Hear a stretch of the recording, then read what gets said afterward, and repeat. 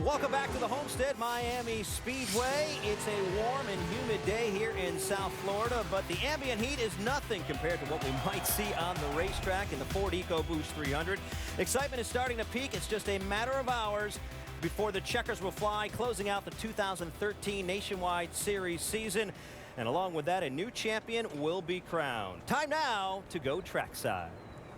Ladies and gentlemen, at this time, we ask that you please rise and remove your hats as Private First Class Bruce W. Carter, Medal of Honor, Young Marines, presents our nation's colors.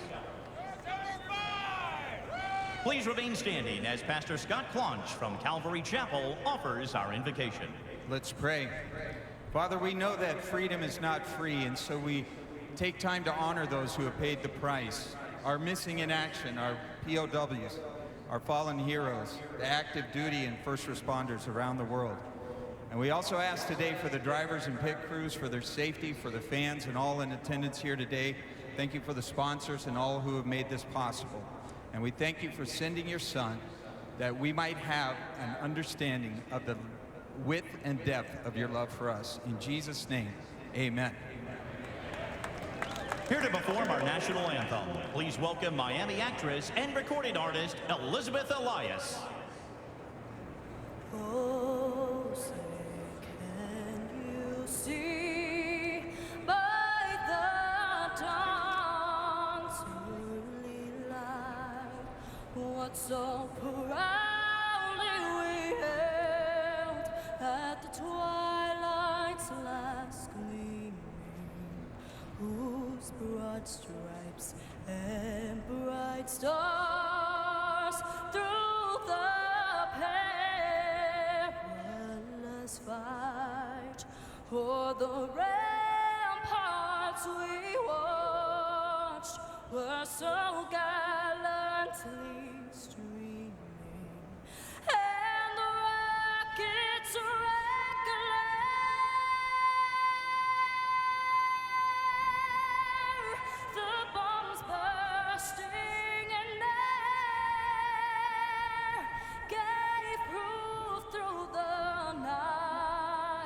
that our flag was still there.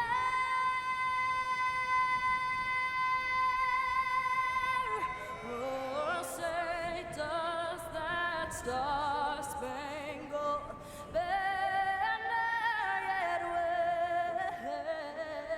wave o'er the land of the free?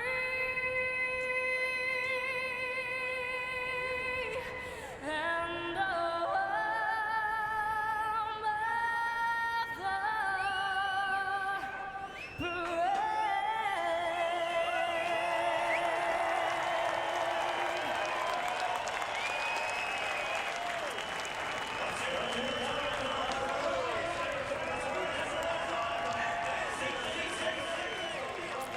And with that, the stage is set for the Ford EcoBoost 300, the season finale for the NASCAR Nationwide Series, and a champion will be crowned this afternoon. Before we go up top, guys, going to give you a chance to tell us what you're watching for. For me, I'm going to be watching Matt Kenseth. There's no doubt about that. What will his approach tonight be? I talked to Matt just 2 hours ago. He said, Rusty, I wish I had a redo, and I would not have run that race in Phoenix last week. I think it really messed me up on Sunday, and that was a pretty big statement coming from Matt. Yeah, you called that last week. Good job on that. I'm watching for one of the Nationwide regulars to step up and win this race. Kyle Larson, it's time for him to get that W. Maybe he gets it today. Tires. Nationwide Series is limited. Who saves the set? Got him on the knee. Tires ain't pretty. Tires. Well, you guys gave us a few things to watch for, but there's so many other things to pay attention to, and lots of action is set to play out here on the racetrack. Time now to go upstairs to the gentleman who will be calling it, Andy Petrie, Dale Jarrett, and, of course, Alan Bestwood. All right, Michael, thank you. And let's talk about the stage on which this championship will be decided. This very fast mile-and-a-half track presents a lot of opportunity. Opportunity for great racing, but opportunity to find some trouble, too. Yeah, it's all out there. We're going to see 2, 3, and 4 wide racing at times. A great racetrack. The drivers love the challenge that this presents. But it's a huge risk reward out there for you. How much of a chance and risk are you willing to take to run on this fast lane, which is right up literally inches from the wall, but inches from disaster if you're not careful? So are you willing to take that chance to collect your trophy at the end of the day? Yeah, but what a great racetrack. The one that gives up grip as these tires wear. Only one fast lap really that has grip is that very first one. And after that, they're searching all over the racetrack for it. They'll go up next to that ball within an inch or so trying to find it. And a great example here of how easy it is to find trouble. Look at that average green flag run in the NASCAR Nationwide Series here since 2003. 19 laps. That means we see some yellow flags waving during the course of this race. Now, for the two drivers competing for that series championship, Austin Dillon and Sam Hornish, there are a number of other drivers looking to crash their party. Not literally crash them and take them out of the race, but crash their party in terms of championship points. Yeah, they're going to, for Sam Hornish, he's going to have to outrun some really good cars to win this championship. He's going to have to outrun Brad Keselowski, Joey Logano, Matt Kenseth, and Kyle Busch. And if he does that, Austin's going to have to do it as well if he's going to retain that point lead. Yeah, it certainly adds to this field and the drama of everything's going to happen. But when I look at it, if Sam Hornish can beat his two teammates in this, he's got an excellent chance of winning this championship because he's probably not expected to outrun Joey Logano and Brad Keselowski. But if he does that, this title could be his. Better get in that car, Brad. Let's go. Time to fire him up from Homestead Miami Speedway for the final race and championship decider for the Nationwide Series. It starts next. Steady breeze coming in off the Atlantic, giving the flags a good ruffle today here at Homestead Miami Speedway in South Florida. Less than an hour away from sunset and 300 miles away from finding out who this year's NASCAR Nationwide Series champion is going to be. And now, for the most famous words in motorsports, please welcome your Grand Marshal, Group Vice President of Global Product Development at Ford Motor Company, Raj Nair. Drivers, start your engines!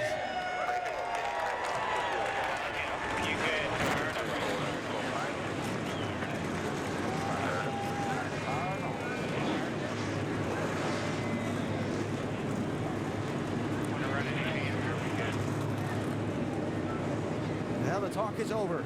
The title rivals, it's time to get down to business. Probably the best moment of the week for Sam Hornish and Austin Dillon when they get to fire the engines on these race cars and go at it at this Homestead Miami Speedway. Another championship on the line as well, the team or owners championship, and this man will be a key player in deciding that one. Our ESPN in-race reporter on the day is Kyle Busch, 12 times a winner this season, going for 13, which would equal his own mark for wins in a campaign. Kyle's been dominant here at Homestead lately. We'll talk with him on the pace laps next.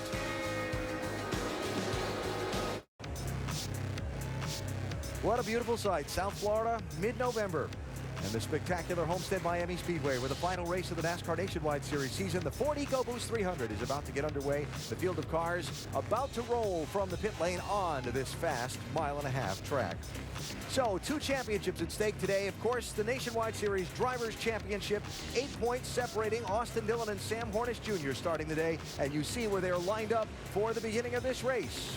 Heading our lineup down on pit road is Dr. Jerry Punch.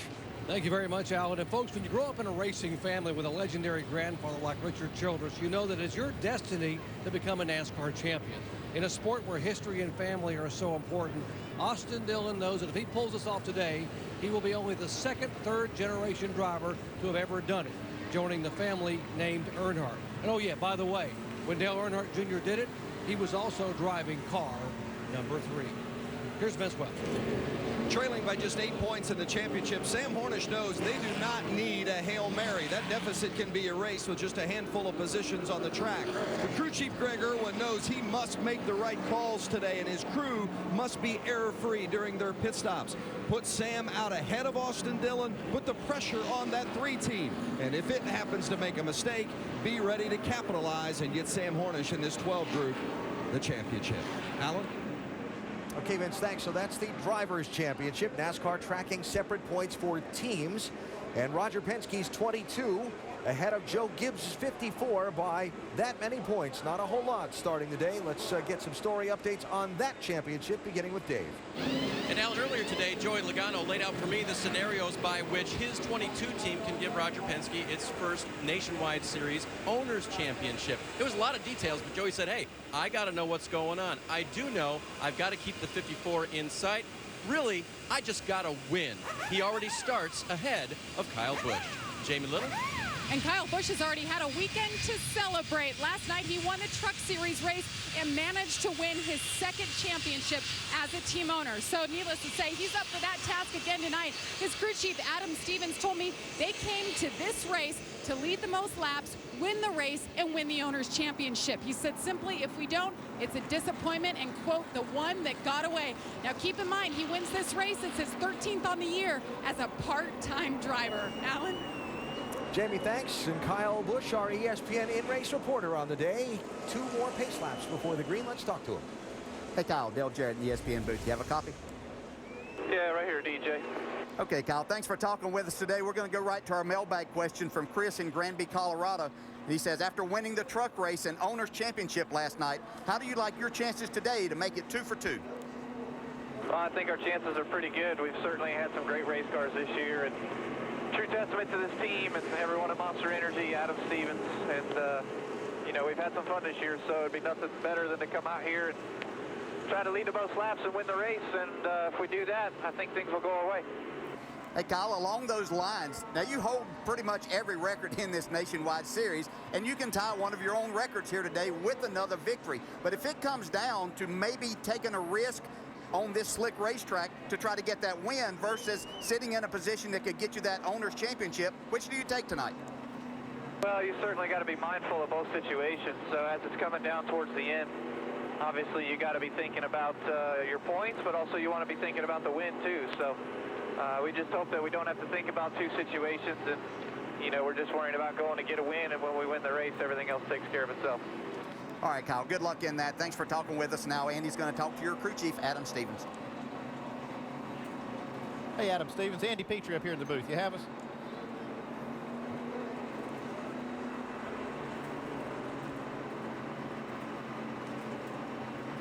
Hey, Adam Stevens, Andy Petrie in the booth. You have us? Sir, go ahead. Hey, Adam. This is a tough racetrack. You certainly have the right race car driver to handle these tough conditions. It's going to chew up a lot of tires. They're not going to last very long. How are you going to manage that with just the few sets you have in the pits? Boy, that's a great question. You know, this place in Texas and Atlanta are just so hard on tires. And you really have to have something left to put on in the last pit window so you don't get ate up, you know. There's tire fall off just tremendous. So if we don't get long green flag runs here and we get broken up, you'll see a lot of alternate pit strategies where we'll be forced to save a set of tires and then hope the cautions fall our way from there. Yeah, we'll be watching for those scenarios. I'm sure you'll handle it right. Thanks for talking to us, Adam. Good luck. You guys. Adam Stevens getting ready to call the shots for Kyle Busch today. We'll have some great shots from onboard Austin Dillon's car today with our AdvoCare on board. You got me right there, bud? Got you there, buddy. All right, 10-4. Have a good day here. Focus, guys. Execution right here. At its best. Get her done here. Proud of everybody. Austin's rival for the title, Sam Hornish Jr., is carrying our Goodyear on board. You guys, it'll be an honor to call you our champion. So you guys be careful out today and good luck to you. We'll talk to you at the end of the race. Matt Kenseth has our GameStop on board. And Joey Logano has the Shell Pennzoil camera. Justin Allgaier with the Chevy on board.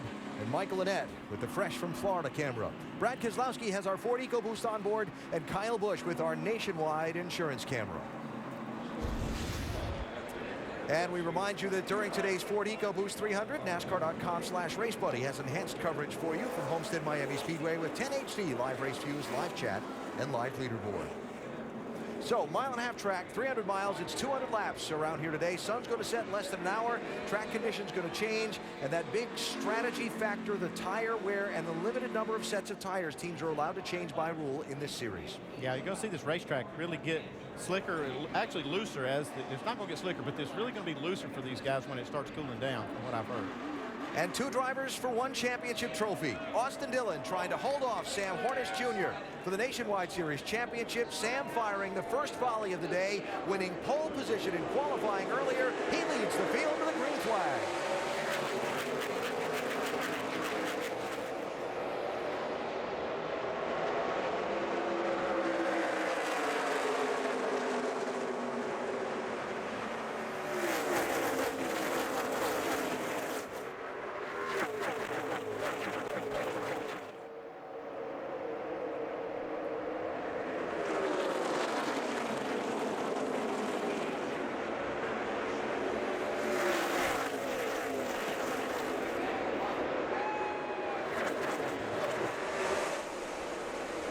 first lap, Penske cars 1, 2, 3.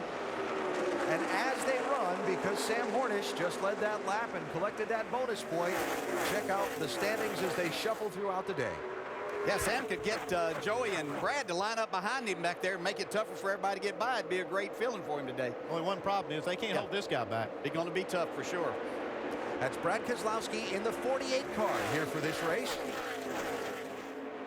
We can see the car that was on the inside. Blake Cook had a great qualifying effort in that 99 car. Kind of spun his tires, but he was really excited about his chance here today. Third place and first place. Keselowski working on Hornish, while Kyle Busch works on Joey Logano.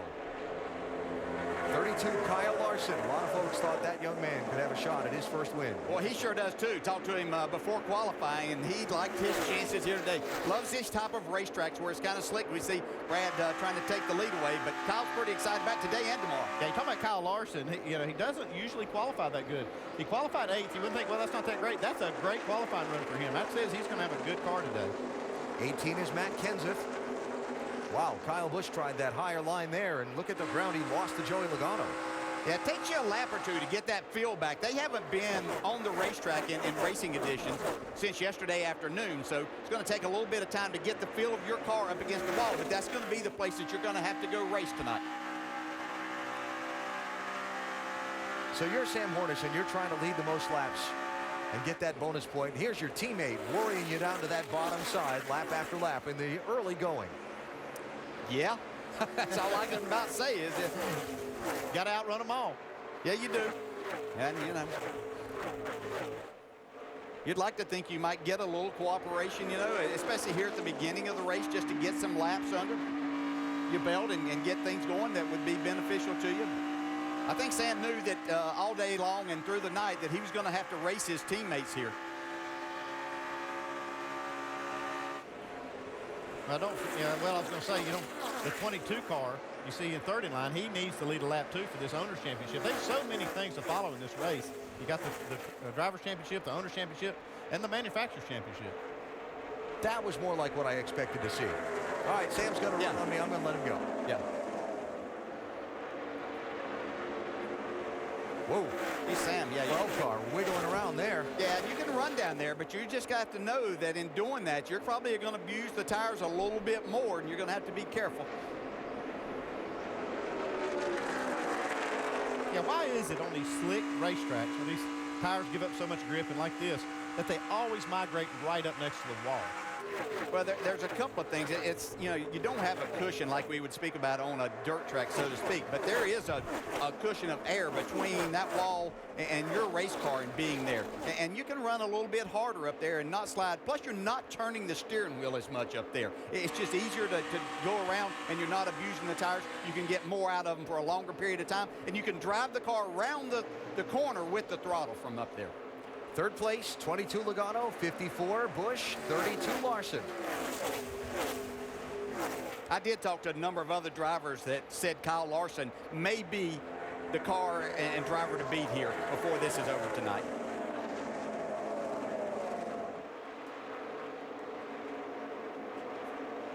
You see how Joey Logano kind of soft pedaled it into the corner, but then got back to the throttle and used that momentum to keep that position.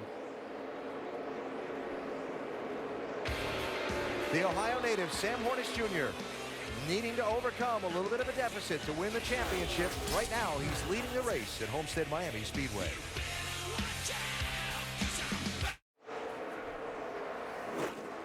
Early going of the Ford EcoBoost 300 for the NASCAR Nationwide Series, Homestead Miami Speedway in South Florida. Final race of the season, and Sam Hornish trying to overcome Austin Dillon for the championship, leading this race, but a great fight for second is shaping up behind him. 5 cars for 1 spot. Joey Logano, the yellow 22, trying to take that runner-up spot away from Brad Keselowski in the 48.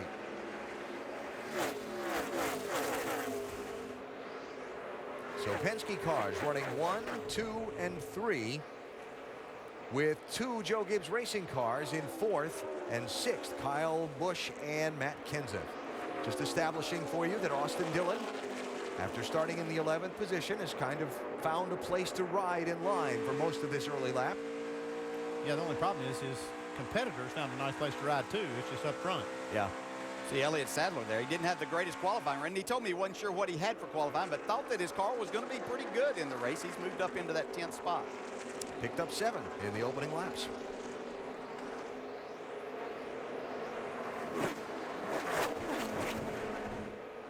Kyle Busch trying to pick up 2 for 1.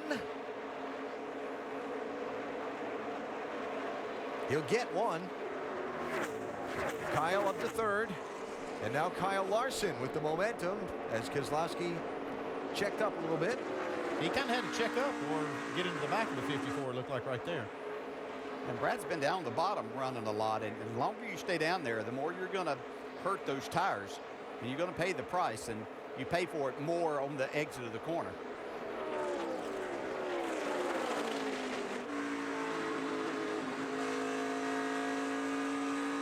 Well, it has to look inviting for the driver. You can drive down in there. It looks like you can make that pass, and then all of a sudden you lose it.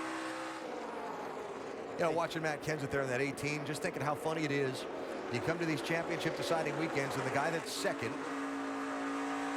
I'm thinking that Matt, being on the pole for tomorrow's NASCAR Sprint Cup race, where he trails Jimmy Johnson by a chunk, wins the pole for that race. Here's Sam Hornish, second in points coming into this one, wins the pole for this race. Yep. Isn't it funny how that always works? Well, we appreciate him setting up good storylines for us and helping out. And the guy that has to run 15th or better always seems to be running about 15th when the thing comes down to the end, too. Yeah, Matt said, he had actually told me last week that he was looking forward to running this because he said this is one of those tracks that more time you're on it, because you have to run so close to the wall and do things that it helps you get that rhythm. Well, that's a great pass by Kyle Larson. Looks like Kyle Busch might try to come back. Yeah, he's going to have to drive it hard into this corner. Let's see if Kyle Larson, side-drafting a little bit early on here.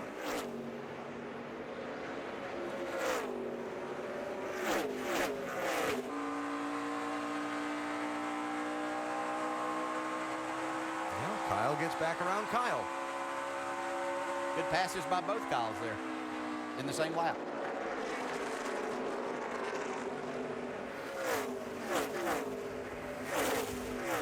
As slick as this racetrack is, you'd think that dirt track experience that Kyle Larson has would pay off here.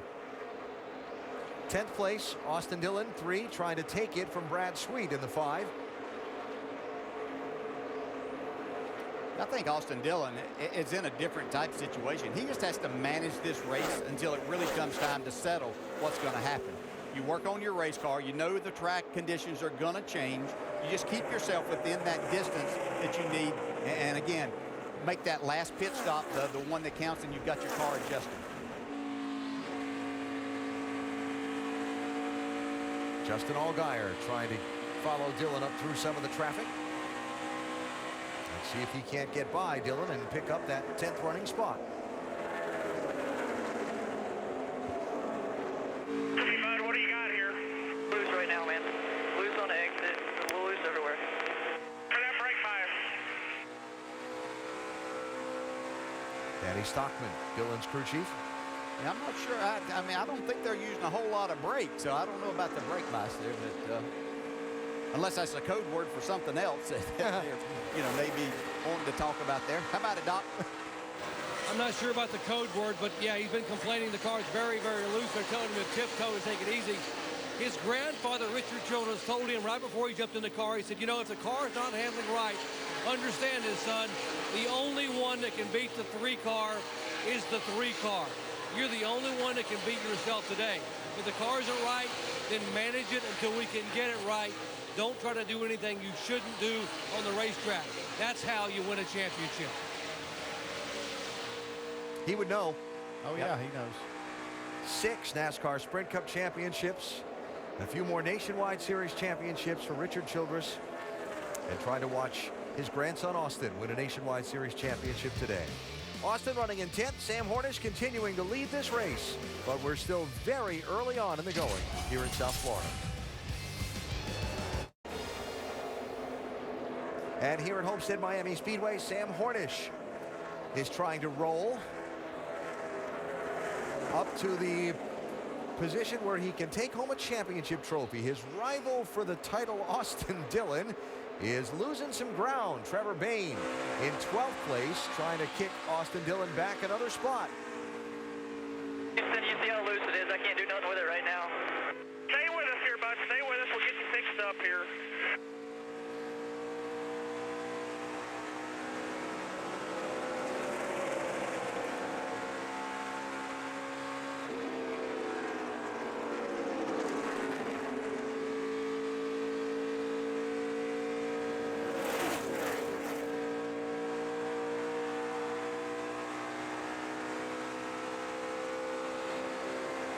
Austin running back in 12th place, racing Trevor Bayne for that spot. Yeah, got his hands full right now with this loose car, and you know, it's amazing when you get yourself in these championship battles, that level of how bad your car's driving goes up quite a bit. I don't know if you found that with your drivers. Oh yeah, it does. And you know, that's a lot of this is nerves. I mean, it comes into this championship battle, both the crew chief and the driver, and there's nerves involved in this. And I think that the car's not exactly right, but it seems like all the RCR cars are struggling a little bit. His brother Ty is back in 17th. Got this Kyle on Kyle battle still raging. Third place, remember the great fight they had to the finish at Bristol all the way back in March. One of the closest finishes of the year where Kyle Larson challenged King Kyle Busch and almost beat him. Sure did. Gave us a little idea of what was to come, and even though maybe at times it hasn't lived up to that, we've seen just the greatness that I think is ahead for this young man, Kyle Larson. Larson up to the third spot, Kyle Busch back to fourth. Larson, the 21-year-old from California, who is on his way to the NASCAR Sprint Cup Series next season, and in fact will be in tomorrow's 400-miler here. Now he's going to go right after Joey Logano for second.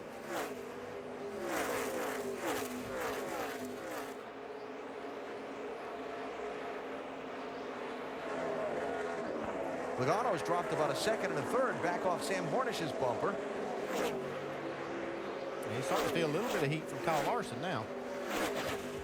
We saw Larson do this at Charlotte a few weeks back. Get right up against the wall, really using the throttle to drive the race car around him, making a lot of speed. He loves to do that. But then we also saw him take it a little bit over the edge down there and get into the wall. That's a great move right there, though. Yeah, he just has to protect his race car, because this is, we talked about how treacherous it was to start this race, and it is, you know, that grip is there, there's speed, but you got to be so accurate, not making a mistake. Look at that, you can't hardly slide a piece of paper between that car and the wall.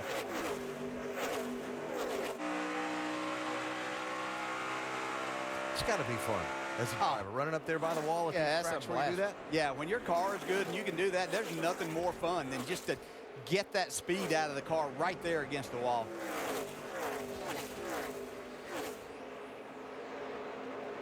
All that going on behind Sam Hornish, who continues to lead, Vince. And Sam has led all but one lap. He says the car is starting to free up. The longer they run, the freer it gets. The track's starting to cool. Told Greg Irwin, the crew chief, maybe would take a little bigger swing at it than anticipated because the track just continues to free. Greg agreed. Certainly to make it the best, they need a little more drive off, but it's also a tick free in the center. I tell you what, they've done a nice job of rebounding. As you can see, Logano has passed Kyle Larson back, but talking about Hornish and them, great call by Greg Irwin last week to get Sam Hornish back into position there. You know, I totally disagreed whenever he was doing it, but it sure worked out to keep them within striking distance, even have a chance, a legitimate chance at the championship here. Check out the right side of that 32. He's been against the wall pretty good too. Look at those marks. You know, sometimes it can get the feeling a little too good up there. You know, you just get that confidence that, man, this thing is so good, and you try to get a little bit more out of it. Most of the time, that's not on the entry. That's when you get a little bit more throttle, and then you lose the nose just for a second. It looked like it knocked much speed out of the car. Right side damage here. He's kind of fearless. You know, he just doesn't let that bother him. He takes about a half a lap to determine if it did any damage to his car and goes back after it. So in front of Logano for second place again, though Joey's continuing to try and wrestle that spot away. And we'll show you how Larson got all that damage on the right side.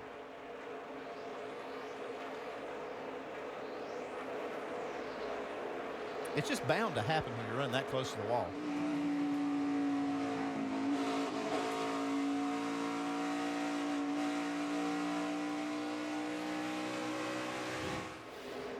And you can just see how much, you can see how far Logano was behind there, but with these cars with the tapered spacers, it takes so long to recover from that.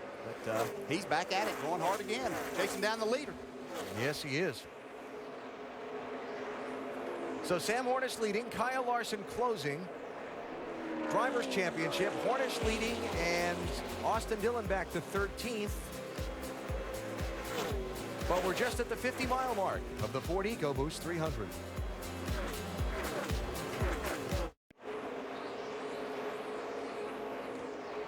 There's your new leader in the Ford EcoBoost 300, Homestead Miami Speedway for the NASCAR Nationwide Series. It's Kyle Larson. Not just in the lead, look at the gap, back to second place. Caught him and left him. In second place, changing hands as Joey Logano goes now past Sam Hornish. Here's the lead change. Yeah, pretty much what we've seen him do. It's just, he gets such a huge run there, and his car just has such good grip. He's able to make this slide job and right up in front of Sam. Yeah, what's incredible is that he's 3/4 of a second faster than second place now that he's taking the lead. And it's not like he's taking care of the tires or anything. He's run hard the entire run. Out in front by 3 seconds already, Jamie. Hard to believe this is his first time ever racing a Nationwide Series car here at Homestead. Now, Trent Owens is his crew chief calling the shots today. One thing he really likes about Kyle is the fact that he's good at searching for grip. If the car isn't good somewhere, he will find it, even if it means being all the way up at the wall. And that's exactly where he likes it. Trent just asked him, hey, how's the car? Did it free you up getting that damage? Kyle, of course, said, I love the car. It feels great right now. Well, yeah. Yeah, I can't get over how much faster he is right now. Yeah. Shuffling it up, Sam Hornish sliding back. Now in danger of losing 4th position to Matt Kenseth as Kyle Busch and Joey Logano just traded 2nd.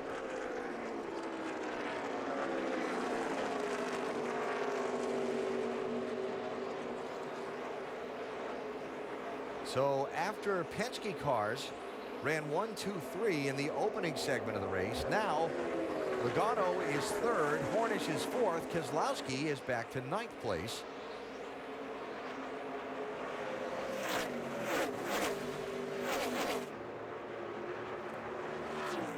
Trouble, debris, turn 2.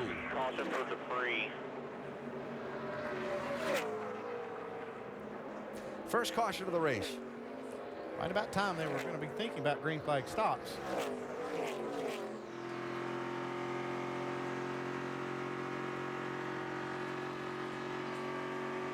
What's that Sam's doing? Like he was trying to fiddle with his visor.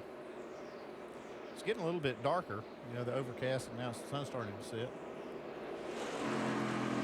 Oh, there Like you getting go. a tear off, Yeah. Yep. Sun's gone away now, and you need to be able to see. Forward tires going a couple rounds of bite in, going a little bit of air pressure adjustment on the rear tire. Right. I guess if you're going to run within an inch of the wall, you need to be able to see it. It helps if you can. Yeah. Yeah, that was a great run. Yeah, I talked about Kyle Larson, another young driver. I mentioned Blake Cook earlier. He stayed up, he was running 6th right here when the caution flag came out. What a great run by him. Making the most of this opportunity, isn't he? Sure is. Cook driving the 99 car here this weekend for Robbie Benton's racing team. Yeah, I was down in the garage area after his qualifying run, and I'll tell you, he was really, really happy. Great to see him get this chance. Well, Sam Hornish and Greg Irwin and company will be happy for this chance because he had slipped back from the lead now into 5th place, and they probably had gotten about all they were going to get out of the handling package on that run. Yeah, but I'd say Austin Dillon may be even happier because he needs to work on his car even more. You know, Sam could run up in the top 5 still and be okay. Austin was slipping back and was back in the 13th spot. When you were in one of these championship contending positions, just saw Sam like looking up in the rearview mirror. You looking for your rival, see if you can see it? He's looking. Probably took a glance at that big scoreboard we got here too. Feels pretty good about where he's at right now. So first chance for the pit crews here. Remember, pit road speed limit penalties have been a story a time or two in this stretch run down at the end of the season.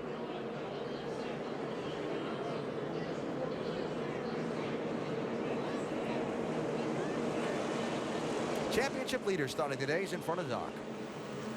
Lap times aren't bad, but he said the car is loose everywhere. Danny Stockman waved off a rubber they were going to put in the left rear. Said, no, we're going to go ahead and go with wedge adjustment. Try to get some grip. Also 2 rounds. There's a round on the track bar. Going to go left rear wedge, 4 tires, slight air pressure change to try to get Austin Dillon's car to turn better without being too loose. Vince. Well, Sam Hornish Jr.'s car definitely got too loose as that run went on, and they put 2 rounds of wedge in, 4 tire change, air pressure adjustment. By the way, Kyle Busch, the first one off pit lane. Yeah, lead change there. Joe Gibbs Racing now to the first and second spots. Kyle Busch, Matt Kenseth.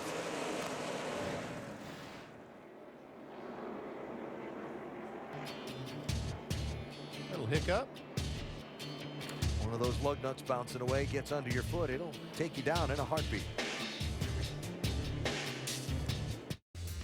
A moment to remember Ralph Sanchez, a Cuban immigrant who came to the U.S. as a child and became a successful real estate developer who promoted auto races, first in the streets of downtown Miami, then in Tamiami Park, and was seeking a permanent home for an auto racing course when Hurricane Andrew devastated South Florida in late August of 1992. Sanchez and the city fathers of Homestead got together on a deal to build this racetrack on this site. It opened in 1995. We lost Ralph Sanchez this past April 1st after a fight with cancer. He was 64 years old.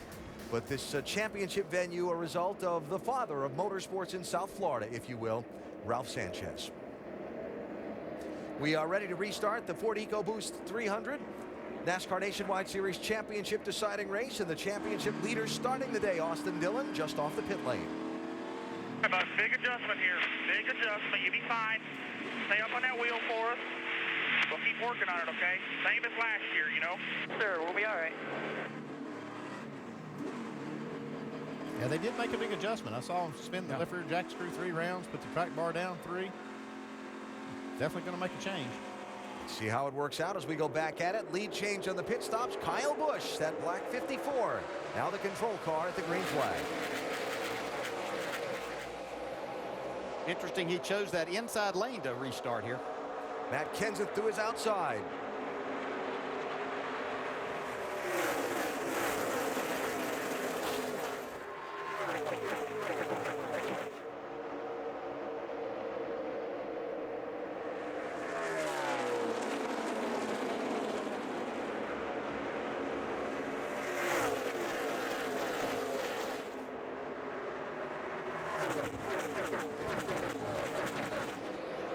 Which lane's going to open up for Kyle Larson? He just needs somewhere to go. Maybe the middle.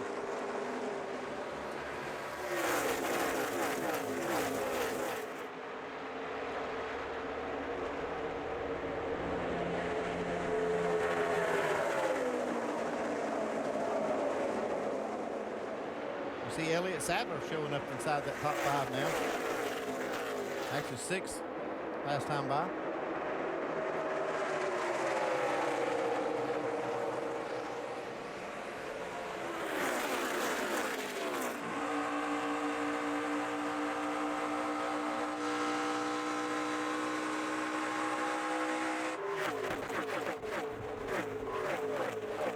They made a nice adjustment for Matt Kenseth on this 18 car here. Love the action on this racetrack. Oh, just great. Those restarts are spectacular. So, Matt Kenseth now assuming command of this race. Kyle Busch back to second. Kyle Larson third. And Sam Hornish now in 4th spot. Brad Keselowski was aggressive on the restart. Was that little 3-wide run around the outside and picked up a few positions.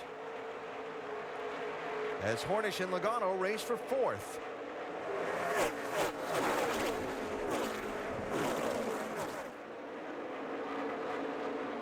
Three wide. Yeah, nobody's crowding anybody. There's plenty of room there until they come to the exit. Then it starts to narrow up. Yeah, then everybody wants that same piece of real estate. Yep. Trouble, turn 4, Corey LaJoie. Caution out. Right front's flat. Take your time around there so don't tear the fender up.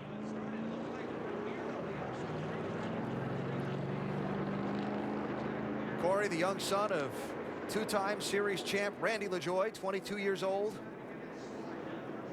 in his first NASCAR Nationwide Series race. Yeah, here's Corey LaJoie inside of Kevin Swindell, chasing it up. Looks like we talked about how it narrows up off the corner. Everybody's fighting for that one piece of real estate. Gets into the left rear. Yeah, you could see at some point in time he'd already been into the wall, the right rear quarter. I think we're going to see quite a few of those cars like that today. Yeah, and this is just something that you have to learn as a young driver. You get on the inside there, you lose the nose because of aero-wise. You're not getting that. You try to stay in the gas trying to make that pass. Easy to get up into that car, and then your natural reaction is to try to snatch it away.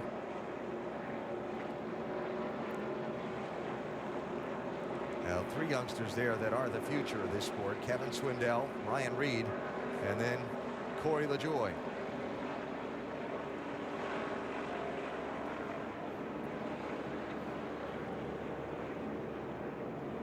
Corey, who fought Kyle Larson for the championship in NASCAR's K&N East Series a year ago, narrowly lost out.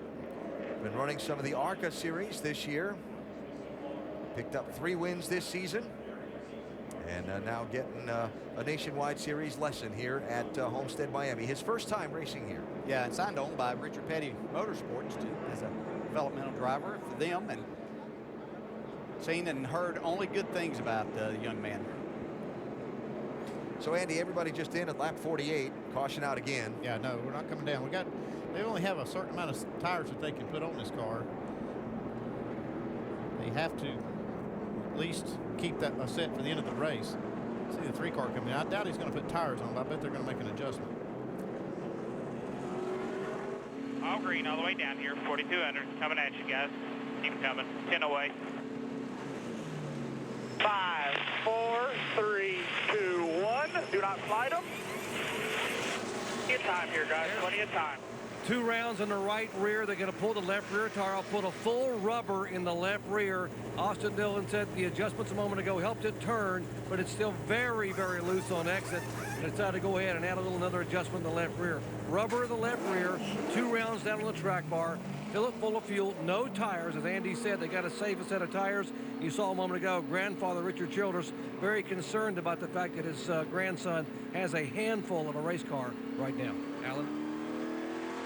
All right, Doc. Well, Dillon pitting from 15th place. We'll see where he lines up for the restart and discuss some of the situations that might put him in when we come back to Homestead Miami Speedway.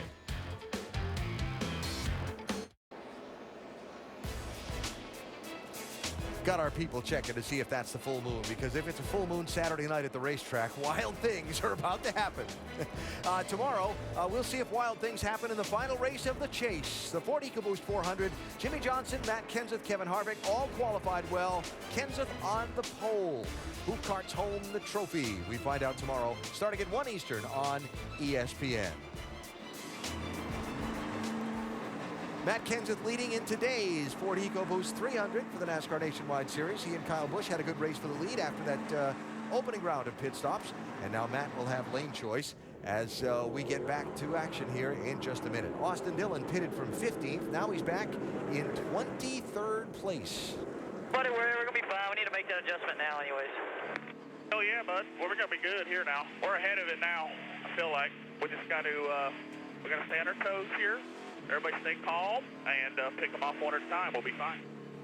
Well, sounds like Danny Sockman's selling it pretty good. It's not going well so far, and they gave up quite a few spots to make adjustments. They're hoping it's going to work.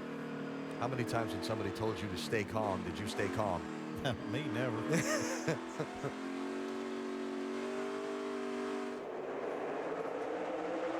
Kenseth and Kyle Busch lead the field back for the restart.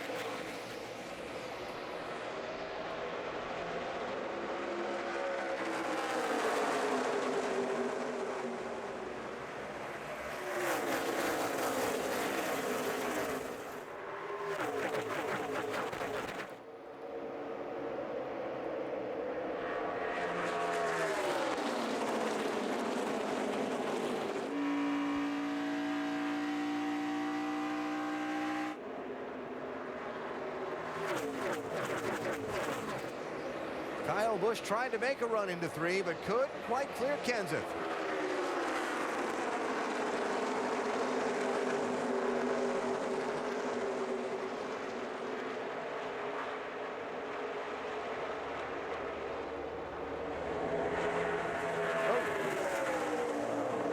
contact right there as they got ready to enter 3.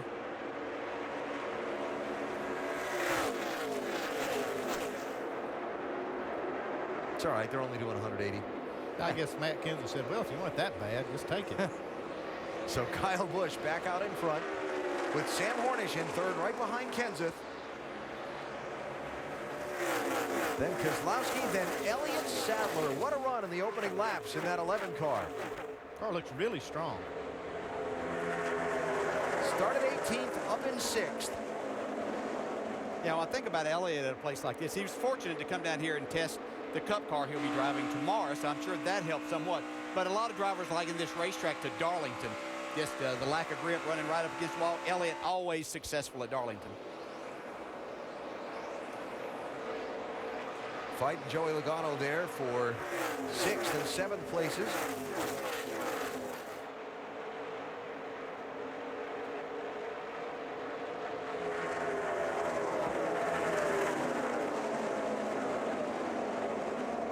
See that 32 car, Kyle Larson. It took him about 30-plus laps in that opening run to get the lead. And then when he got it, just stretched it out. So it's going to be interesting to see how this run works out for him. Yes, we have a battle for the lead here once again, but the one thing that makes his car run on, I can see, he goes to that top side early, and you're not turning the wheel as much, so you're not scrubbing off the speed as much there, and you're not wearing the tires as much. That's not a good way to make speed at the beginning of the run, but it's certainly going to help you later on. Brad Keselowski. Remember, aggressive in the opening few laps of the race, then slid back. Yeah, but he's doing almost the opposite of what you're saying, Dale. He's been running that bottom lane a lot, and he did that in that first run, too. Took the lead briefly, but then faded quite a bit during that long section. Caution, debris in turn 2. Now, debris down there where you're at somewhere.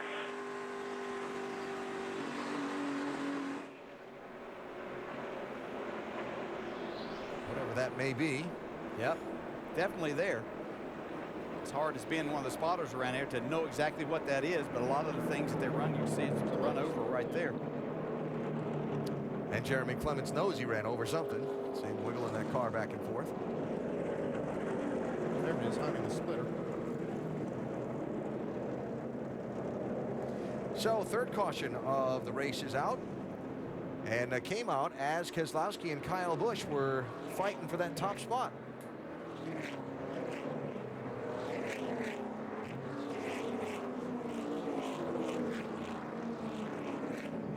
Remember when the caution comes out, where the cars were when they crossed that last scoring loop, the electronic scoring loops that are cut all around the racetrack in various places.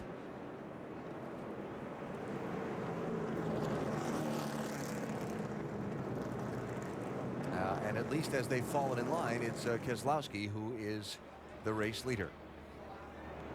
So interesting last little run there. Brad really aggressively on the outside on the restart. He went like 3 wide, passed a few cars, then got down in that bottom lane and made it go. Yeah, it must have been a nice adjustment on his car because he was able to be a lot more aggressive with his car. And we'll see how that works out for him as they get more laps on these tires. It sure felt good to him on these last 2 restarts.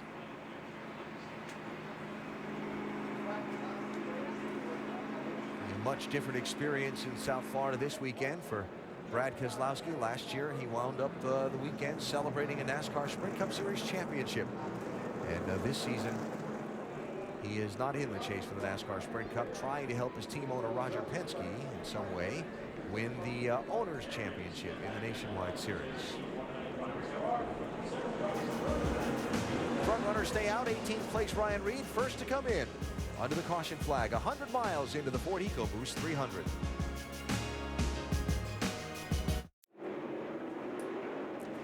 Doubled up for the restart. Brad Keselowski with Kyle Busch to his inside and Matt Kenseth running in third. Look at the middle of that nose, hit that piece, whatever it was, right in the center of the nose up. Both Matt and Joey Logano with some scarring on the nose of their car from hitting that chunk of debris that brought out the caution.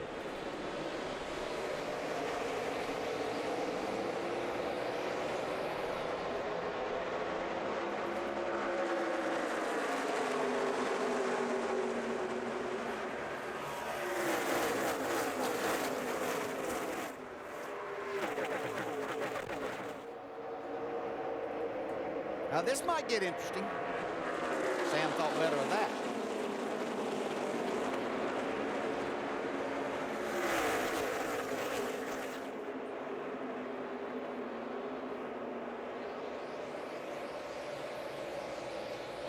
Brad Keselowski was determined to hang on to that lead.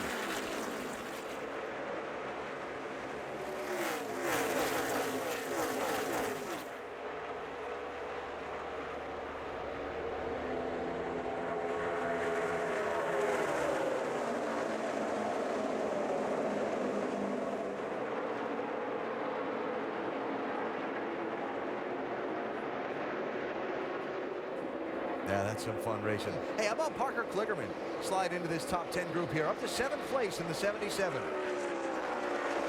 Yeah, I talked to him earlier today. He was talking about how much fun this place is to race on. Really enjoy the challenge of it. He's done a nice job in this car all year. Yeah. 2nd place on back in that old big knot.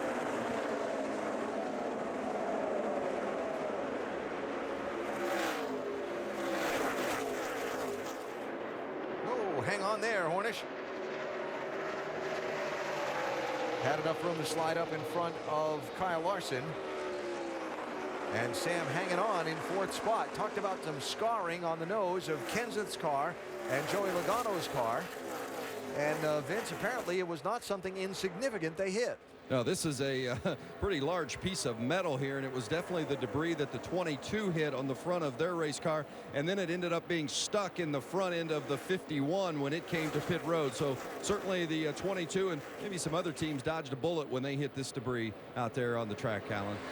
Looks like a piece of side skirt, a piece of aluminum side skirt there.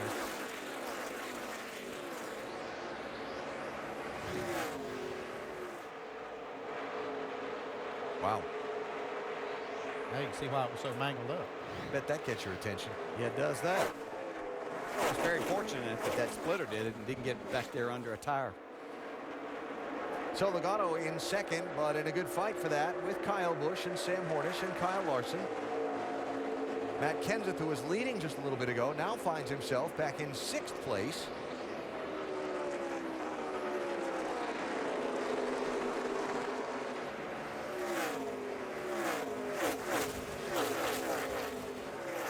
And now Larson losing a couple of spots in this last lap in that white and red 32. Gave up a spot to Kenseth, gave up a spot there to Elliott Sadler, and more. And this run is not going quite as well for Kyle Larson. Remember, Austin Dillon restarted 23rd after the pit stop a bit ago. He's up to 17th. Almost made it back up to where he was. He was 15th when he pitted. Yeah, he had a few anxious moments on that restart. I saw him get in the middle of a 3-wide situation coming off of turn 2 one time. Then he found himself on the outside of a 3-wide situation, but managed through all of that. Kind of like this. 99 is Blake Cook today. Started to tell that story before. Team was scheduled to bring a 2nd car to this race for Blake Cook to run, and then ran into some sponsorship issues with Alex Bowman and his backing, and Cook ended up coming here in just the 1 car for the team instead of them fielding a 2nd for the weekend.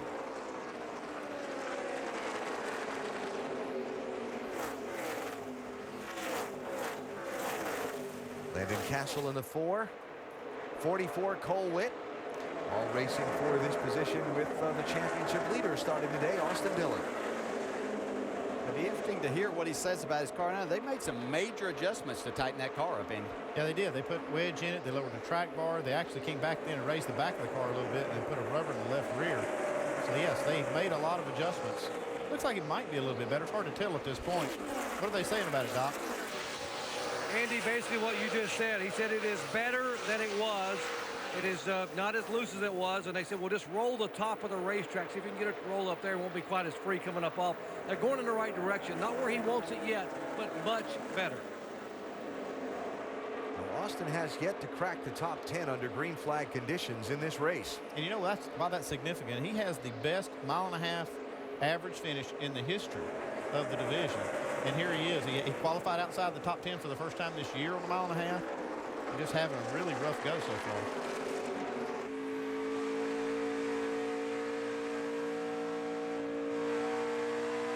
Sam Hornish has led the most laps in this race. It just drives whatever it wants to do. It just goes wherever. Tight in the middle, loose off. I think it just speaks volumes of the amount of pressure that's involved in trying to win a championship. Even look ahead and throw that story in tomorrow, too. Yep. No guarantees. None at all. Out there, and Jimmy Johnson said you got to race for it all day.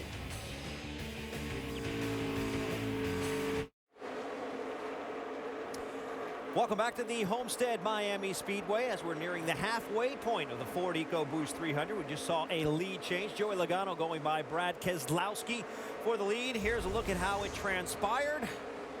Logano in the 22 car diving toward the inside, takes a peek there, gets back in line behind Keselowski, but then he found some room on the outside, Rusty. Yeah, he got some momentum on the outside. Joey Logano did. You see Keselowski just pull down and get out of his way. A big key battle going on right here between the 22 car and the 54 car behind Keselowski for the Owners' Championship. A big deal, guys. As the race for the win is ongoing, the race for the championship has been a bit of a challenge for the guy who came in with the championship lead. Austin Dillon has had his handful all day long. Austin Dillon's having a big problem right now. This car is not handling, and he's very, very close to starting to have to hit the panic button, in my opinion. This guy's all the way back, Brad, in 16th at the moment. Yeah, he's really, really struggling. They just cannot get a handle or grip on this racetrack. They got a long ways to go, but they need to pick it up as quick as they can. Meanwhile, Sam Hornish Jr., he started on the pole, led quite a few laps at the beginning of the race, and has run inside the top 5 most of the afternoon. Done everything he needs to do. He's led 37 laps, been very, very strong, has stayed inside the top 5, seems to be consistently getting faster throughout his runs. He has put himself in position to win this championship, clearly taking care of business. Now, still a long way to go, however, working lap number 86 now of 200 this afternoon. Welcome into the Quicken Loans ESPN Pit Studio, and certainly the story of the night is the championship. How would you assess the situation facing Austin Dillon right now? He still has a long way to go, but they need to dial that race car in, Ray. Yeah, well, they're approaching halfway. I mean, this race is fairly short racing. You've seen them have that car on pit road twice now, put a spring rubber in the left rear. They put wedge in, track bar down, did a lot of different things. It seems like they're struggling with that car, and judging by the in-car camera, he's done a pretty amazing job just not hitting anything with it. On the other hand, Sam Hornish has been, perfect, and he's got his teammates up front to gather information from, too. And I think that may be hurting Austin Dillon because he doesn't really have a teammate to rely on today. Well, right now, they have time to get this car fixed back right. Austin Dillon I'm talking about. And, Mike, one thing that might be getting ready to happen right now is the changing track conditions. These guys started during the day. This race is going to end at night. It's starting to cool down outside here in Homestead Speedway. That could help that car right there to the 3 car, because right now, as we speak, they are in trouble. Yeah, it's going to be interesting to see how that team responds to the changing conditions. Time now to go back upstairs and Alan Bestwick. All right, Mike, thanks. Watching Sam Hornish running in 4th position with Matt Kenseth right behind him, trying to find a way around to take that over.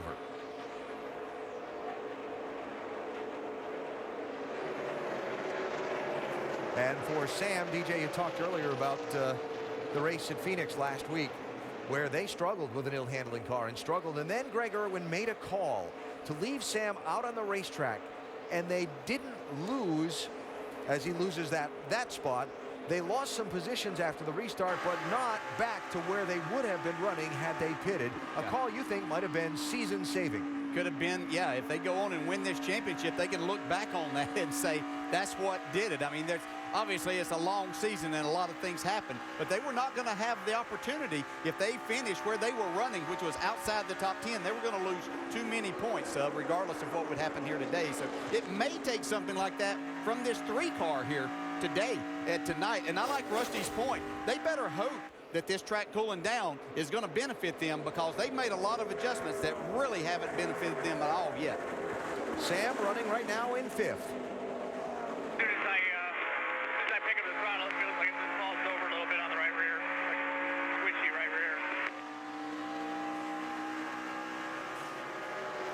Fending off Kyle Larson for that spot for the moment.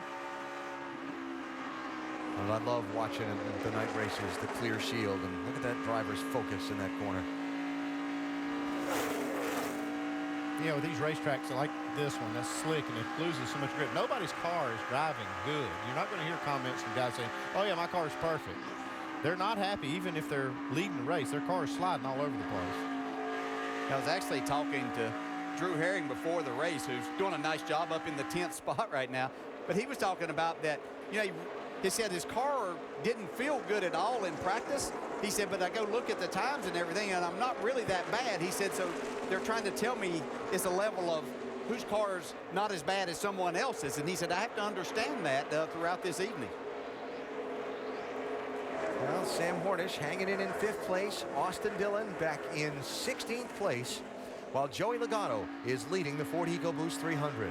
Don't forget, NASCAR.com/RaceBuddy has enhanced coverage today from Homestead with 10 HD live race views, live chat, and live leaderboard.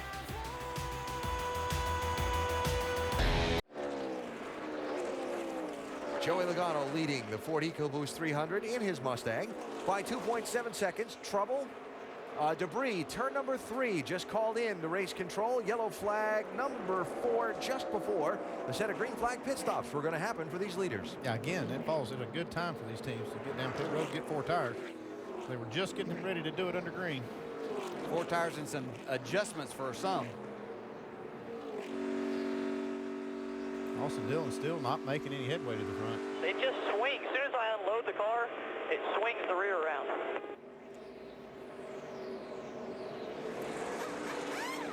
Talk about making an already pressure-packed situation even more volatile is when you have that championship lead and your car just doesn't do what you want it to do. Yeah, and they've been adjusting on this thing, putting a lot of wedge in it, spring rubber.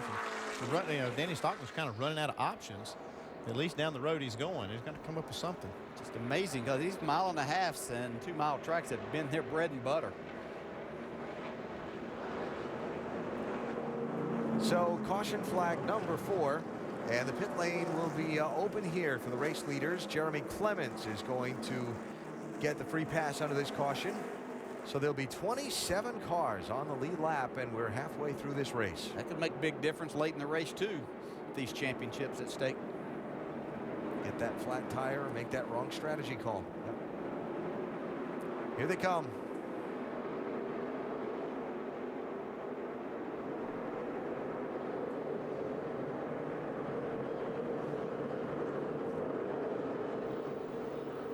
And to the pit lane and dock. Sprint Cup Championship crew chief Paul Wolf actually calling the race for Brad Keselowski. Brad, left upper side of your screen said the car a touch too free in and off. They're going to do a track bar adjustment, 4 tires, and get it full of Sunoco fuel. Jamie.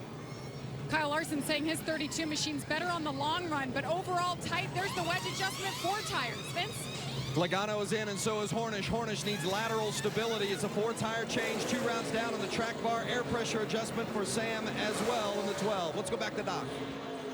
Well, the 3 car continues to struggle, guys. And what Austin Dillon said nothing I do in the car makes it react. I go in and try to put wheel in it. I get free on entry. The car goes up across the racetrack. I try to put more wheel in it, free on exit. I decided to make a major air pressure change and continue to try to tighten him up. Danny Stockman there, you can see him very much in thought about what they can do. He knows his driver right now in trouble. Alan? Well, the bad news is their car's not handling very well. The good news is we're only halfway through this race, and an awful lot's going to happen in these last 150 miles.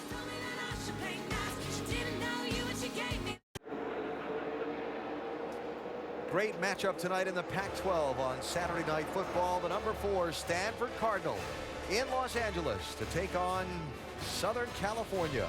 Saturday Night Football presented by Windows. Stanford USC tonight at 8 Eastern, 5 Pacific on ABC. That's a good one. Yeah, that looked like a game early in the year. Might not be very competitive with Southern Cal, but they've come on here in the last 3 weeks. Brad Keselowski going to go from 2nd to 7th on that pit stop. Here's why. See the jack man letting the car down, loses his footing, goes down pretty hard. Makes a nice recovery, though. I promise you, that hurts. So Brad back in 7th. Joey Logano held the lead on the pit stops. He's got Kyle Busch lined up to his inside for the restart.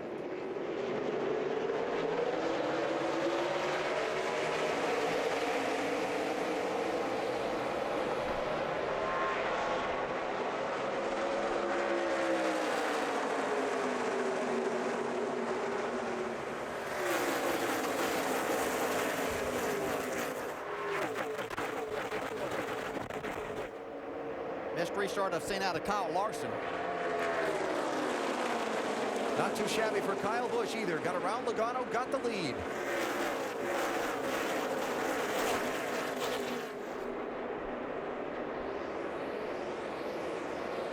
Those Penske cars have pretty much had Kyle Busch surrounded. This is the best way for him to escape that, get the lead.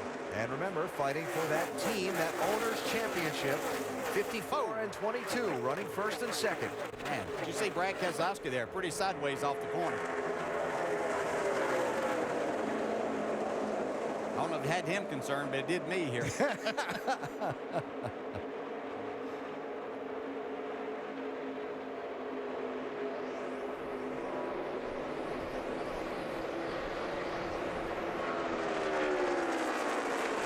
I talked to Adam Stevens just after qualifying and asked him how he was going to race this 22 for that owner's championship, and he said basically they're not going to race that 22. They know that for them to win this owner's title, they have to win the race. So they're going to concentrate on nothing but doing that. And they're probably going to have to beat the 22 to do it, but so they were not going to focus on this team. One thing, this is kind of good for Sam Hornish right at the moment, is different ones taking this lead and leading for a while, but not getting up to that 37 laps that he's led. So if they can all kind of keep swapping it around a little bit and he could get that bonus point, would certainly help his championship efforts. If you're watching that Nationwide Series points line on the screen, you see that number changing quite a bit. Austin Dillon up to 11th place in the shuffle after the restart. Sam is running in 4th.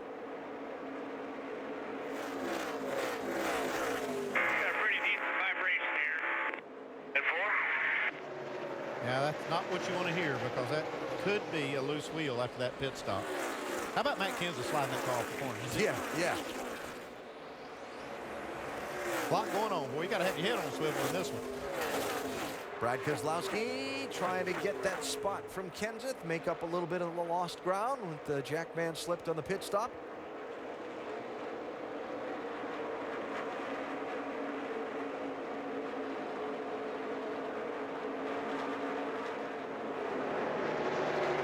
Got him there. 3 and 7, Dillon and Regan Smith. That's for 11th and 12th places. Brad Sweet there in the 5 also. Smith taking a spot from Dillon there. That'll change that point tally, as you see. But again, that raised eyebrow at the moment with Sam Hornish saying he had a vibration after the pit stop. Following to see what happens there. Kyle Larson and Hornish racing for 3rd. Keselowski in that mix also.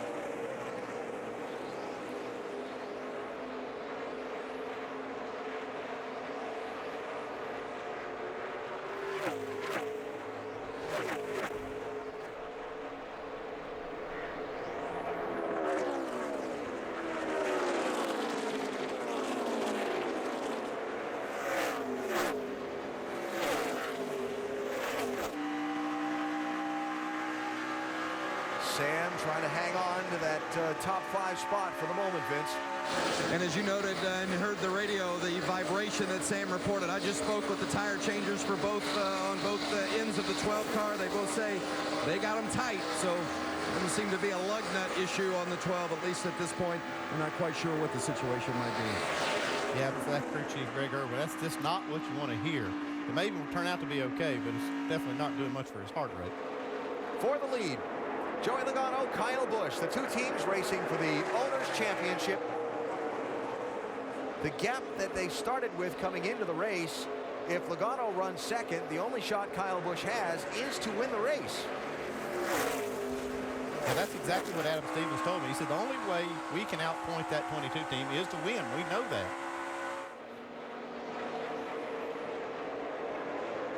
Hornish giving up a spot to his teammate Keselowski. Sam back to 5th. Yeah, and that's okay right now. Certainly at this stage of the race, 90 laps to go. He might want to have to battle a little bit harder to try to keep someone behind, especially a teammate, in that situation as his laps wind down. Good fight for the lead. How many times have we seen this all year long between these 2 teams, what I should say, because the 22 cars had multiple drivers in it winning races for them.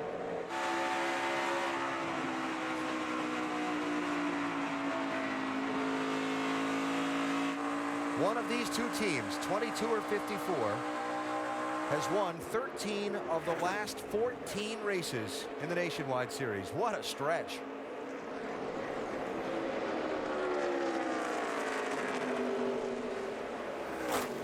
Just amazing at the effort that's put forth by these two organizations to keep these cars and these drivers up front on a regular basis and winning all of these races. For now, Kyle Busch fending off Joey Logano for the race lead.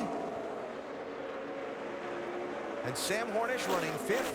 Austin Dillon running 12th. That was close. And still 87 laps to go in the final race of the NASCAR Nationwide Series season, the Ford EcoBoost 300.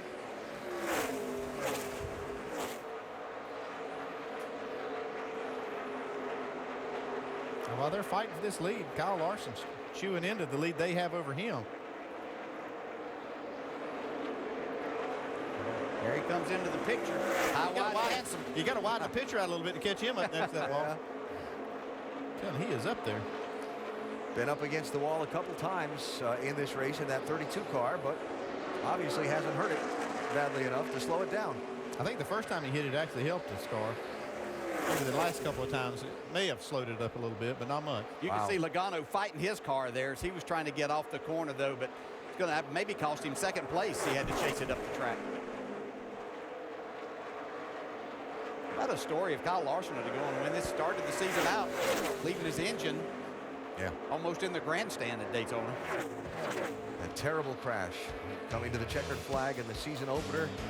Now here he is fighting for the win in the season finale. Kyle Busch leading, Larson fighting with Logano for second.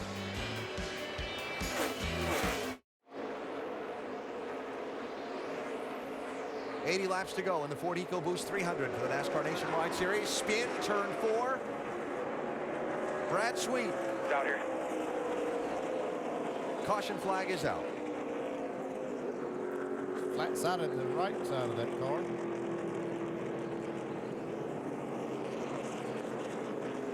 All right, take care of it if your tires are down there.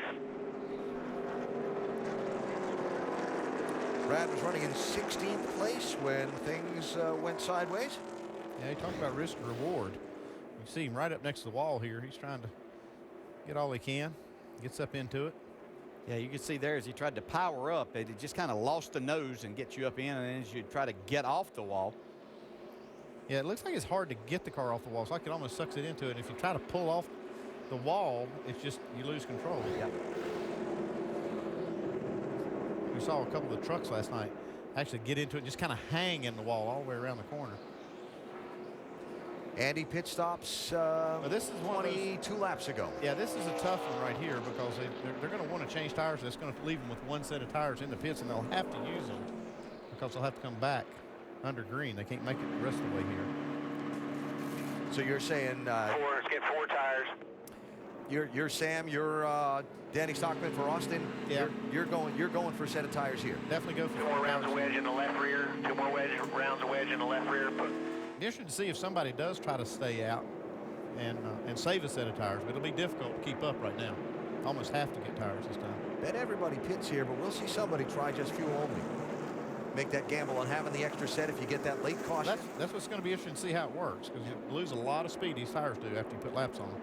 It's like Brad stayed out. Yep, 27 cars on the lead lap. Kligerman stays out also.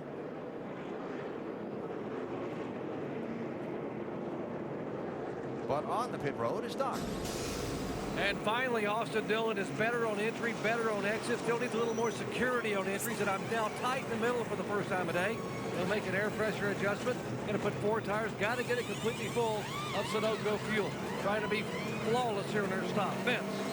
It's a 4-tire change for Sam Hornish Jr. He says we got to do something. It just keeps getting freer and freer. Left side air pressure, rubber in the left rear spring, around down on the track bar, Sunoco fuel. It's getting away from Sam Hornish. They got to get a handle on it here. Mike Kelly for Trevor Bayne went with that little gas and go strategy. And you see right there the 12 and 3. The 12 lost 2 spots. Austin Dillon gained 2. They're nose to tail as they come off pit road. So advantage there. Dillon had that lead on Hornish starting the day. The plot continues to thicken.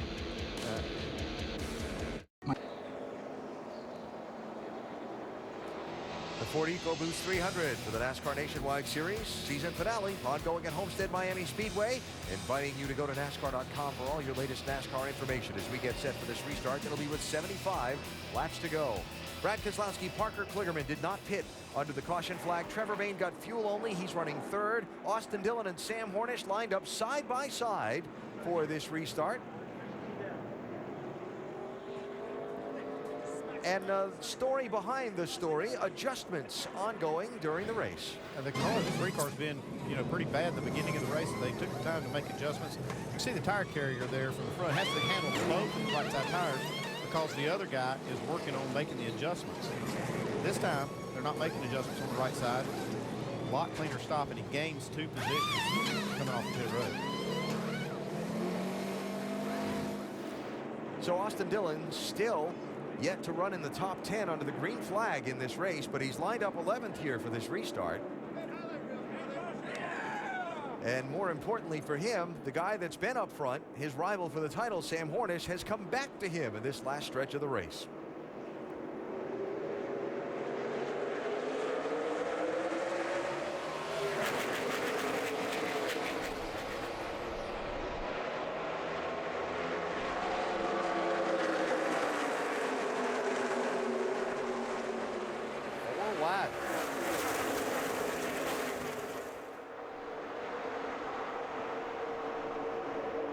Nervous minute if you're one of those championship guys in the middle of that. Parker Kligerman trying to hang on to the lead. They're inside of him and outside of him.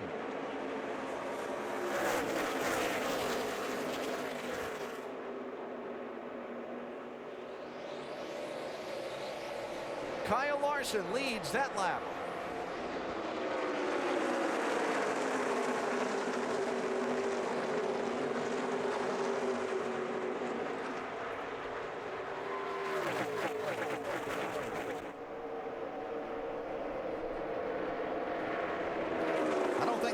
Part's over for Austin Dillon yet.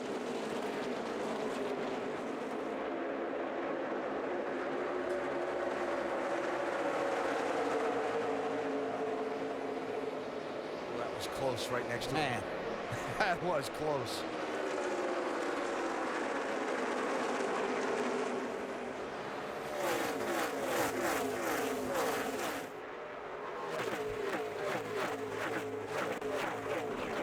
Oh, trouble. Kevin Swindell. A hard hit. Sorry.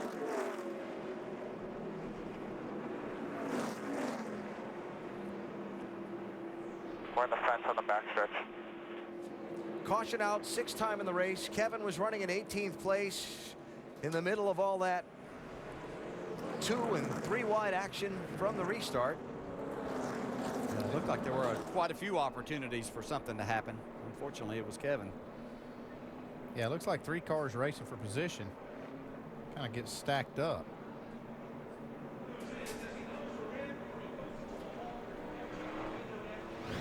Swindell's one on the bottom. Under Brian Scott. Scott gets into the left rear of Drew Herring just a little bit, and I'm sure that made his car go left. Swindell got into the left rear and he goes around.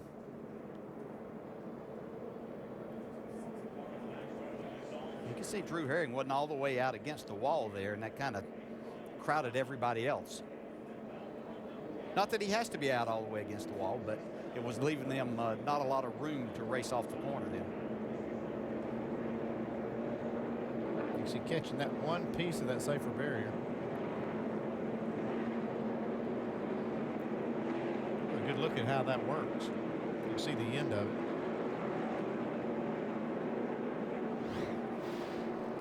Glad to see Kevin out of the car. Had a disappointing end to the race at Phoenix last Saturday and a disappointing end to his season here today. Big talent, big future in this sport, but disappointing end to his 2013 season.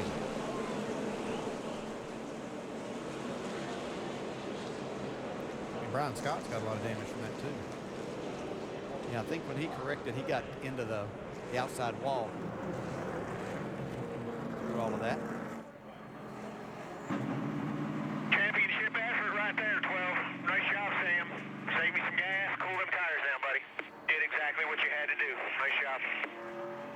Yeah, he did a great job on that restart. He went from like 9th, I think it was, to 3rd or 4th in one lap. Pretty impressive, yeah. That's how you get it done.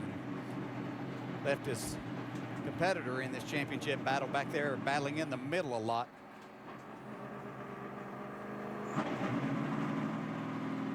Well, certainly desire. The effort we saw at Phoenix last week from Sam, and that last restart shows he's not quitting on anything.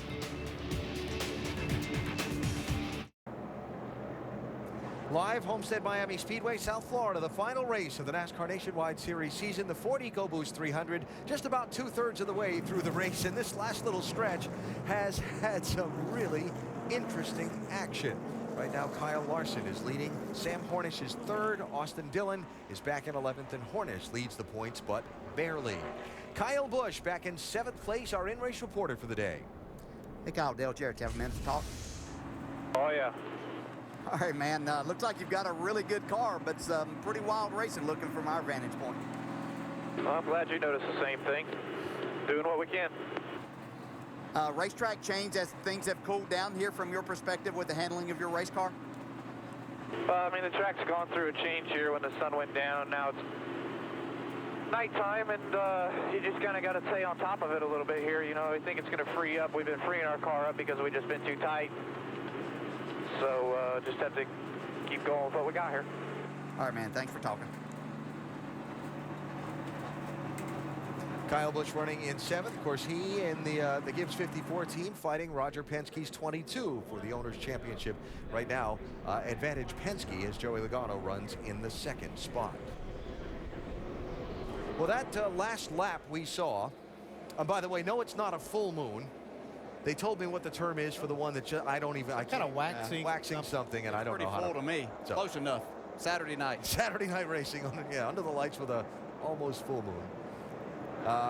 That last lap after that restart was pretty wild. Sam Hornish running from 9th to 3rd, while Austin Dillon hangs back in 11th. To me, it just looks like momentum, Austin. I went up on right side air to try to take off better. Is it loose or tight, or? It's just loose in to the middle. See if we can get the stretch and get it going here. Is it? Have you tried putting any front brake in it, like I talked to you about last year? I got front brake in it.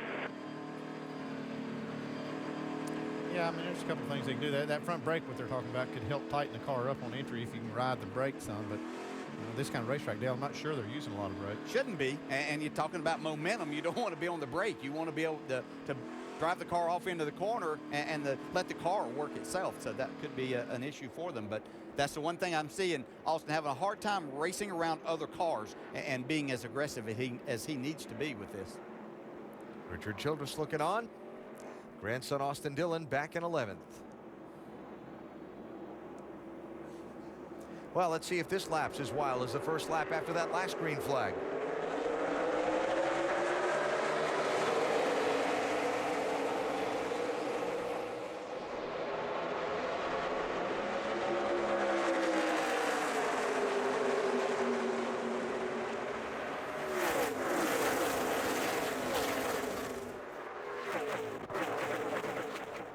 Sam Hornish with a big, huge run off the corner.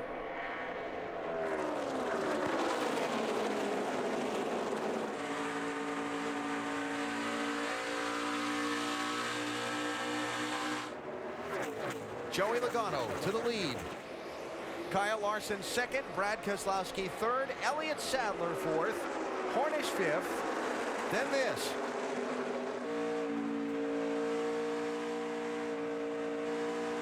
Oh, isn't that 44 doing a nice job up inside the top 10?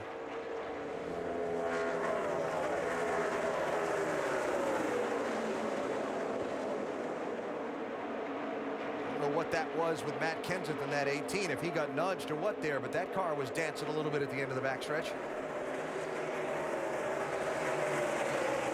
Remember, Kligerman 77 did not pit under the caution at lap 122 when a lot of others did. He and Brad Keselowski out there on older tires. Trevor Bayne also out there on older tires. Swing on that is we get a late caution. They might have an extra set to put on for a big run to the trophy. Yeah, it's a gamble that you take, having a set of tires when everyone else maybe doesn't. It'd be a huge advantage.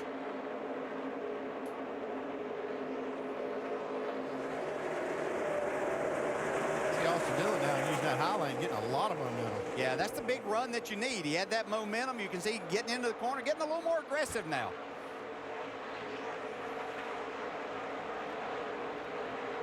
I think he's realized he's going to have to drive the wheels off of this thing. Trying to get out of this squirrel's nest. Yeah, that's the thing you got to do. That'll get your attention. Things happen back there.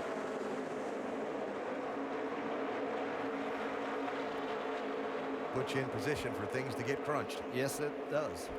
I'm watching Parker Kligerman in that 77. He's got like 23 lap older tires than the cars around him, doing a pretty good job holding on to them.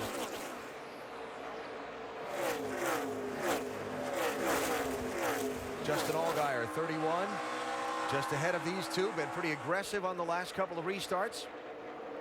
And the same thing there with that 48 car, Brad Keselowski. He's got about 23 laps more on his tire.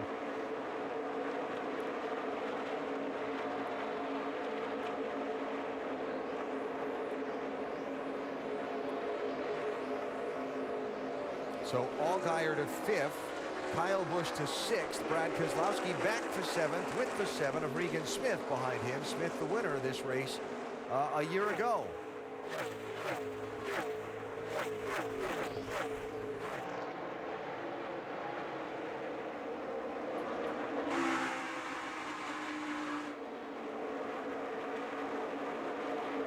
Really going to be interesting to see if this race follows its usual pattern of a late caution. Last green run, 15 laps or less in 7 of the last 9 races here. So if we get a couple of quick cautions toward the end of this race, tires may turn out to be a big story in this in deciding the outcome of this one. Yeah, and I keep looking and seeing how many cars still have 26 cars on the lead lap. You know, you talk about a flat tire, so it doesn't even have to be that. With that many cars there and in position, if you just get up against the wall and rub the wall and you have to just kind of limp around for the last few laps of this race, you can find yourself losing the championship that way.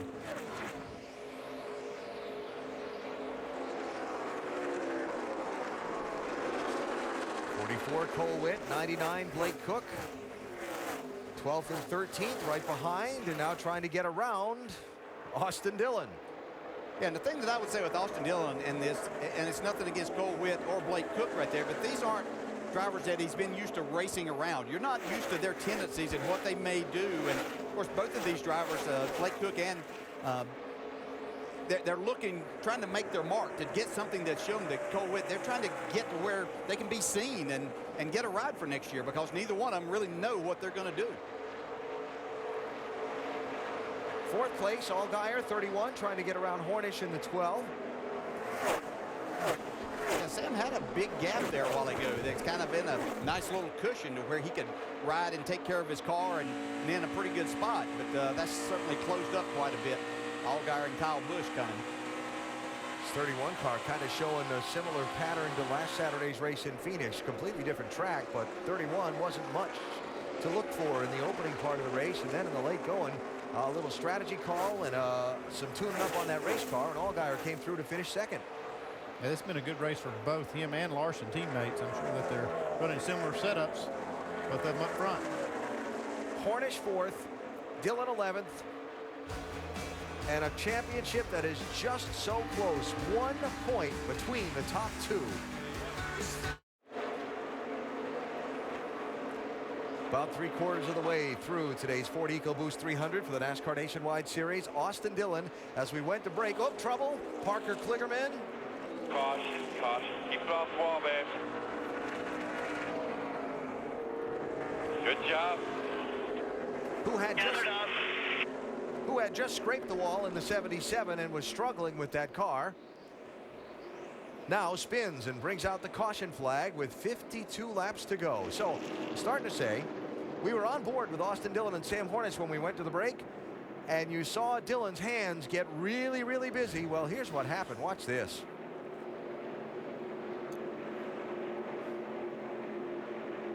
We got in the wall and had to just completely check up. You can see Blake Cook get into the back of him. I thought he was going to go around here. Just hear how hard he was into that. I tell you, Blake Cook did a good job of not hitting him any harder than he did of really paying attention. So there's Parker Kligerman getting into the wall, and then as he was limping around slowly, trying to come back to the pits. Looks like that right rear might be flat on that car. Yeah, I believe it was, Alan. Remember that Kligerman did not pit at lap 122, and those tires had been on there for some time. Yeah, this is really kind of the scenario that a lot of these drivers didn't want. They'd like to get tires now, but they can't come get that last set. Yeah, this is about the worst case scenario. Here's the problem. They can make it on fuel from here. So they almost have to come down and get tires. This is a really difficult choice, and there's going to be some gamblers here. You almost have to come in and get fuel. If you're the 12, can you do that? See, 12's running fourth. You can make it. When you can make it from here, you have to pit. You pit, you take on the tires, you take them on. See how the end of the race plays. And then you just play it out. Remember, there's only 3 teams that'll have that extra set of tires if everybody changes here. Yeah, 48 car Brad Keselowski has a couple of sets. Trevor Bayne, and then the car that just spun, Parker Kligerman. Here they are, 50 laps to go.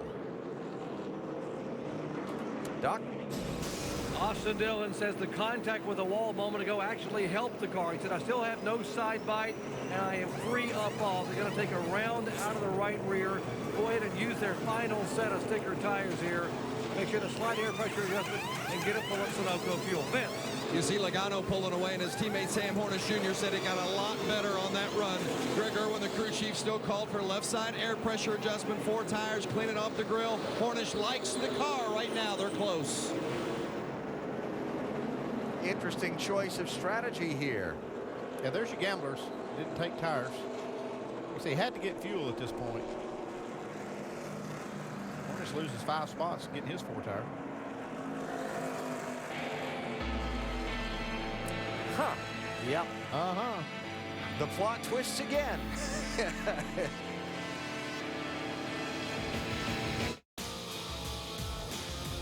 Doubled up for the restart with 47 what will be laps to go in the Ford EcoBoost 300. Here's the simple part of the strategy equation that's just been played out. The top 2 guys racing for the championship did the same thing. Up to speed with Nationwide Insurance, here's Doc. A discussion whether they would put those last set of sticker tires on the 3 car, that because the 12 car was going to put 4 on, they went ahead and put the final set on the 3 car. Slight chassis change in the right rear and air pressure. They said, you got what you got, young man. Now you go out and win a championship. Vince. Well, they've just told Sam Hornish he's the 3rd car on fresh tires. The 32 and the 54 also have 4.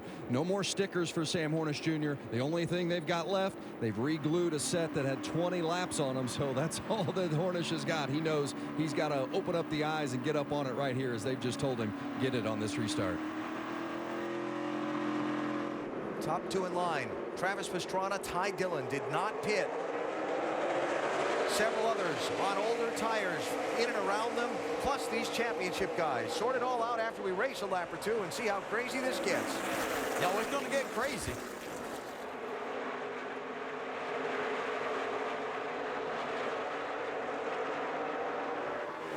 Oh, trouble. Brad Sweet in the wall. Dillon gets by.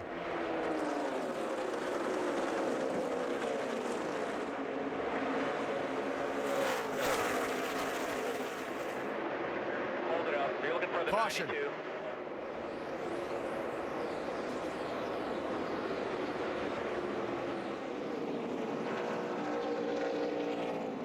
Brad Sweet, one of 6 drivers who took fuel only on that pit stop, so they were out there on older tires.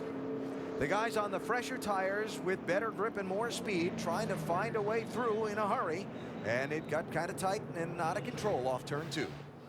Yeah, here's Brad Sweet. Well, he's right in the middle of the hornet's nest. Yeah, and there's Sam Hornish as a part of that. He's just looking for somewhere to go. A little help there. Yeah, actually got quite a bit of help. Looks like he got a little bit free, a little loose. Yeah, he had to check up. Yeah, he had to check up just a bit. And Allgaier got into him, and then got into him again and sent him around. And Austin Dillon right behind that. Wow, he was. Swerving to the inside and somehow avoiding. That was some quick reactions by Austin Dillon. Now come on a net. Come on, Sweet, go. 3 wide, 3, 3, 3. Oh, this ought to be an interesting shot right here. Watch this move. Watch the five. Five's in the wall. Low, low, low. Come on, come on, come on. Caution's out. Keep coming. No caution yet. No caution.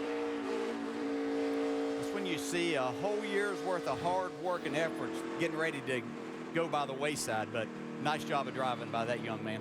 And that's hard. That's a hard move to pull off and not overturn the car and lose it.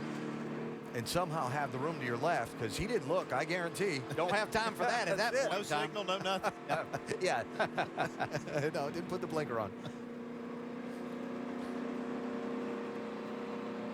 That happens a lot down here in Florida, though, if you've noticed. I have, actually. Okay, here's Austin Dillon. Oh, he's up all the way up on the high side as a part of all of this happening. So it's happening right in front of him. See Trevor Bain right there. Wow, that was close. Big moment.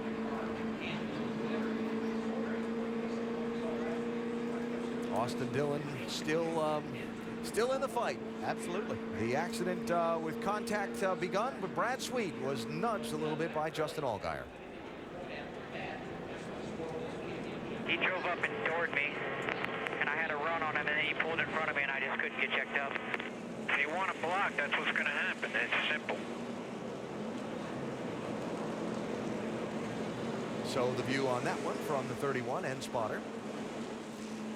And remember again, Brad Sweet on older tires did not change tires on that last caution flag. Yeah, that's the problem with that strategy. If you're up in front of a lot of fast cars, that is a very likely scenario. You're going to get turned around by faster ones trying to get by.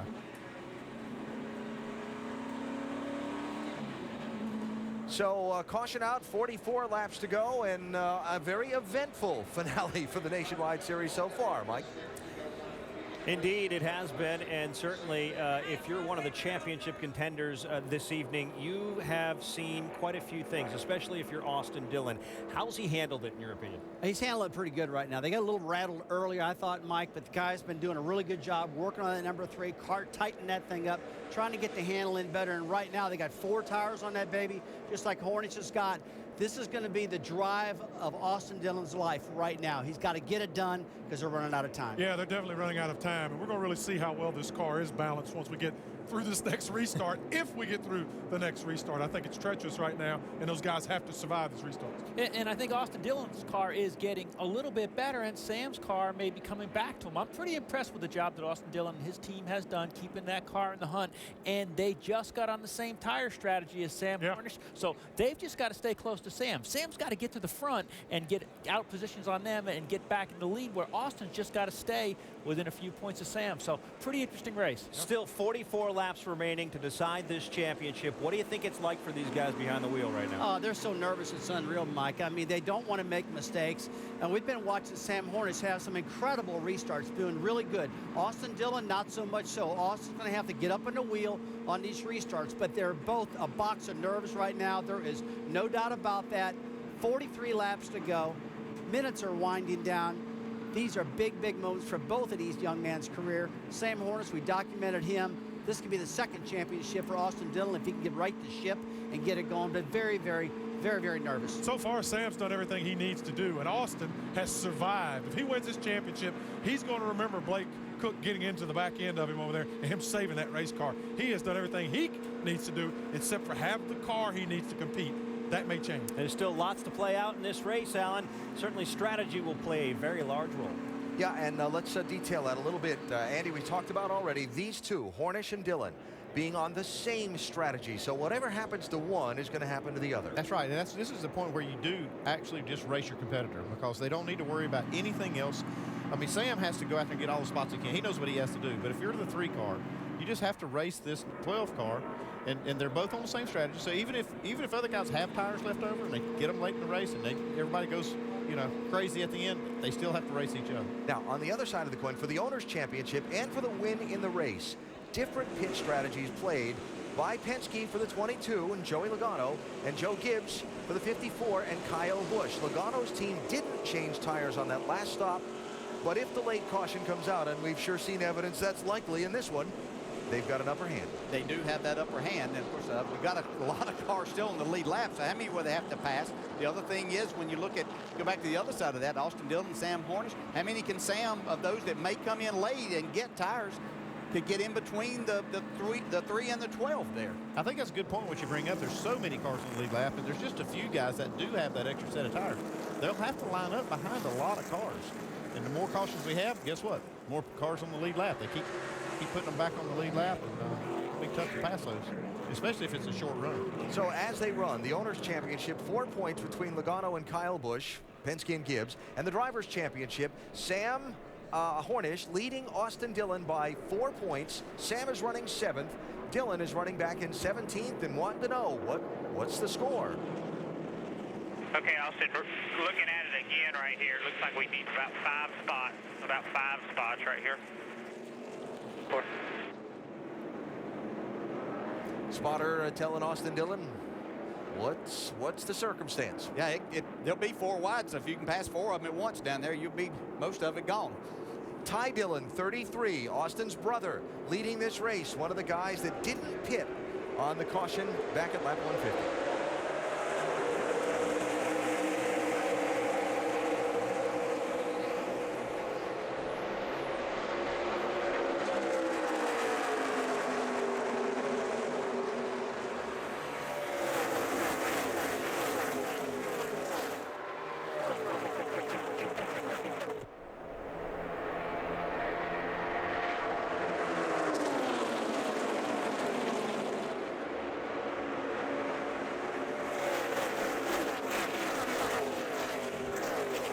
Kyle Larson through to the lead. Austin Dillon trying to get some of those spots.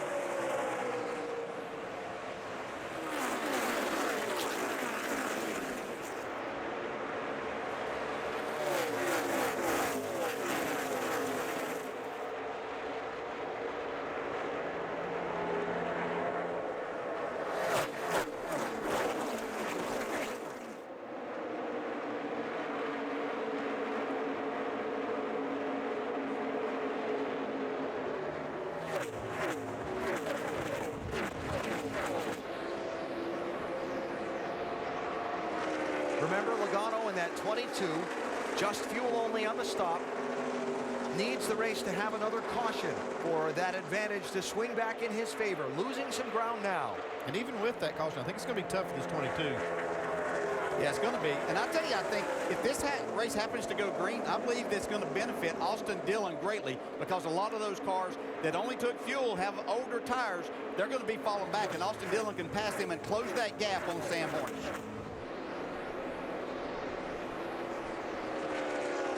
As far as the Owners' Championship, I do believe at this point the momentum has swung in favor of the 54, because I think this is going to be hard for the 22 team to make the strategy work.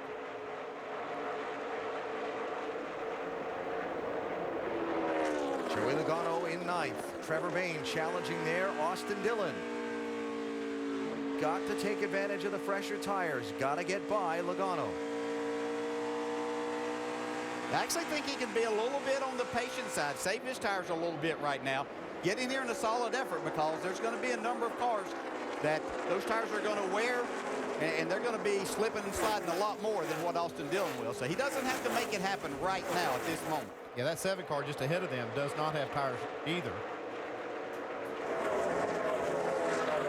There's 2 cars he should be able to pass.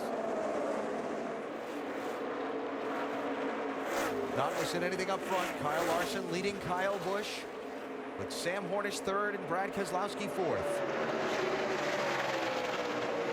This is Dillon trying to pass Smith and Logano for 8th and 9th. We'll try to run the top here, make block to the bottom.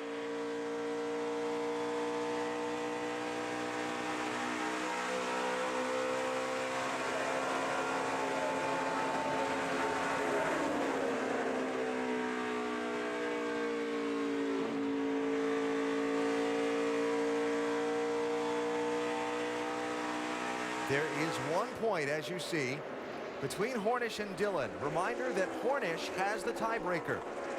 He has a win earlier this season at Las Vegas. Dillon has yet to go to victory lane this year. By the way, speaking of ties, Hornish and Joey Logano have led the exact same number of laps in this race to this point.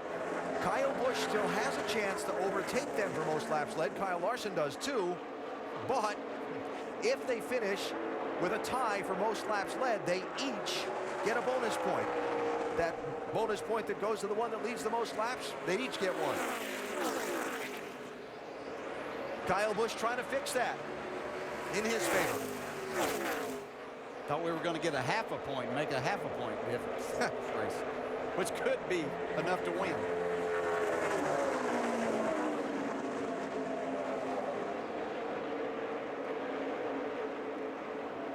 So 34 to go. Kyle's got to lead another 10 to take over that spot.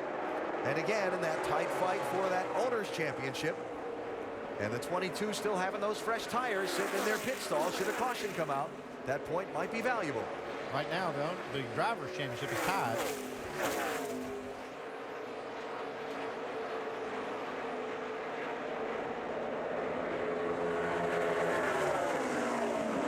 We got to see this thing playing out. I think it goes green. This 32 car is going to have the best shot at winning. He's had the best car in a long run. I think he can hang close enough to Kyle Busch that he can pass him. Yeah, I think they've made Sam Hornish's car a lot better than what it was when things started cooling down. See a big run here. Kyle Larson's going to take this and make the slide job work, go back to the front.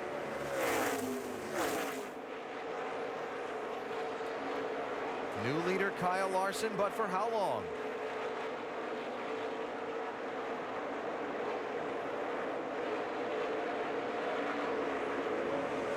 Whoa, Sam Hornish into the wall a little bit back there.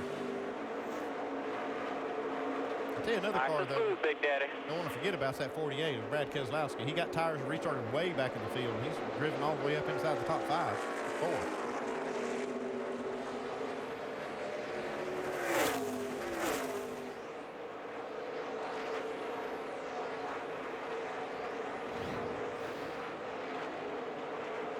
Talked about Sam having a fast car. They've got it better. Looks like he tries to get to the gas pretty hard right there and drives it straight into the wall. Not much damage there, though. Fairly light contact.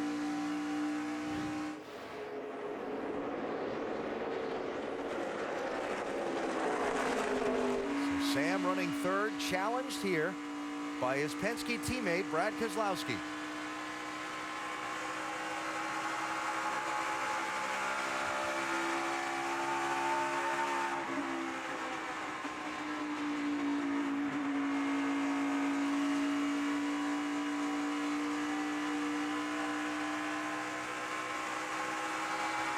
Brad in a tough spot there as a driver. Yes. You know he's a competitor, but he knows his teammate there is racing for a championship. He also knows that if he could pass him and go up and pass the 54, he's helping his other teammate for a championship that he would be helping with throughout the year with his wins. Complex. Don't look at me. I don't know what I'd do. Oscar Bay, what's the story on the 3-car RP? Are we clear to race or not?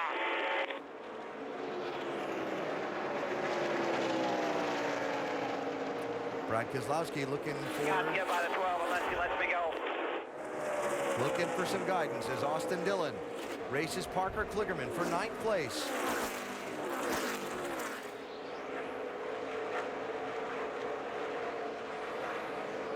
Yes, there's no gap between those two drivers, Hornish and Dillon, in that graphic top of the screen. They are tied for the moment for the championship with 28 laps left in the season. Now that'll kick Dillon a point behind as Kligerman goes by. Hornish runs 3rd. Dillon now back in 10th. Dave? Before that pass, Alan, they told Austin that he only needed 1 spot, and that 1 spot was the teammate of the 12, Joey Logano, so he would have been hard to pass. Now he's got to get around 2 unless Stam starts coming back. So right now, the best situation for the 48 is to try to pass Hornish and go up there and pass Kyle Busch. Because if he passes Hornish, they're still tied. Hornish gets the tiebreaker. Just joining us, we're at Homestead Miami Speedway in South Florida in the final race of the NASCAR Nationwide Series season, and we're in the final 50 miles of it. A championship that hangs in the balance by one position either way on the racetrack. Austin Dillon led the points starting the day over Sam Hornish Jr. That's Sam in the yellow 12 owned by Roger Penske. He's running in third place. Dillon in the black number 3 owned by his grandfather Richard Childress is running back in 10th position now. 1 point per position by the NASCAR championship scoring system, so one pass forward or back can swing the balance on the championship in these final 25 laps. Hornish owns the tiebreaker by more wins. Yeah, and the one thing that Sam Hornish has that's working against him right now is Kyle Larson is on pace right now as he continues to lead to take a point away from him by leading the most laps, because that's in his total right now, which would effectively make them tied. NASCAR scoring system, a bonus point to the driver that leads the most laps in a race. Right now, Logano and Hornish tied for that mark, but Kyle Larson, as you see there, within a few laps, 4 now, of taking command of that precious point. Yeah. How about Kyle Larson up leading this race? You know, we've been talking about him all year, wondering when they was going to get that breakthrough, put that entire race together. We've seen flashes of really brilliance and great control of his race car. Yeah, but I tell you what, here, as close as he's running to that wall, there's quite a few laps left still. Still got to keep focus. The 21-year-old from Northern California headed to the NASCAR Sprint Cup Series next season. For now, trying to finish up his freshman campaign in the NASCAR Nationwide Series, where he's been very close. Finished second in a couple of the closest finishes of the season, but yet to take home the trophy with a trip to victory lane. Trouble, turn number 2, got a car around. Caution, hold it. Caution is out. And this changes the picture greatly. Yeah, he just got into the wall off of turn 4. Alan, you saw me pointing. I was just looking at that, and he got into the wall pretty hard off of turn 4. Yeah, I think what happened was he cut that right rear tire down. He made such contact with the wall. Justin Allgaier running in 7th. And brings out the yellow flag with 22 to go.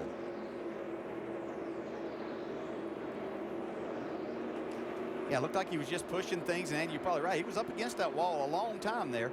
This is as he got over on in turn 2. See if that right rear's down. Hard to tell from that angle, but I almost have to assume it was.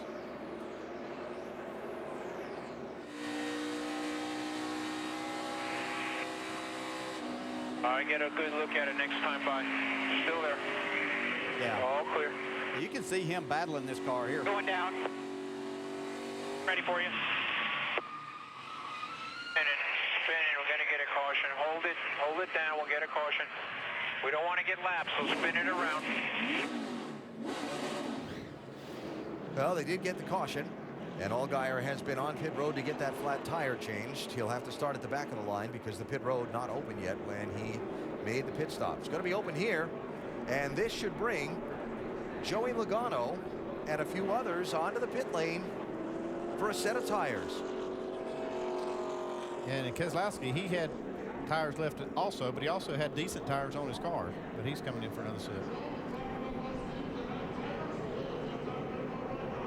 Jamie? Paul Wolf calling the shots for Brad Keselowski, his same crew chief from the Cup Series. They saved a set of sticker tires earlier in the race. A tear off over there. They'll put the Ford tires on, and they want to make it hard for him, Vince. Well, the 22 of Joey Logano still loose in and loose off. Been fighting that throughout the course of the day. They're going to make a wedge adjustment, 4 tires, a couple of gallons of Sunoco fuel, hoping to give Logano the stability he needs to get this Owners' Championship for Roger Penske.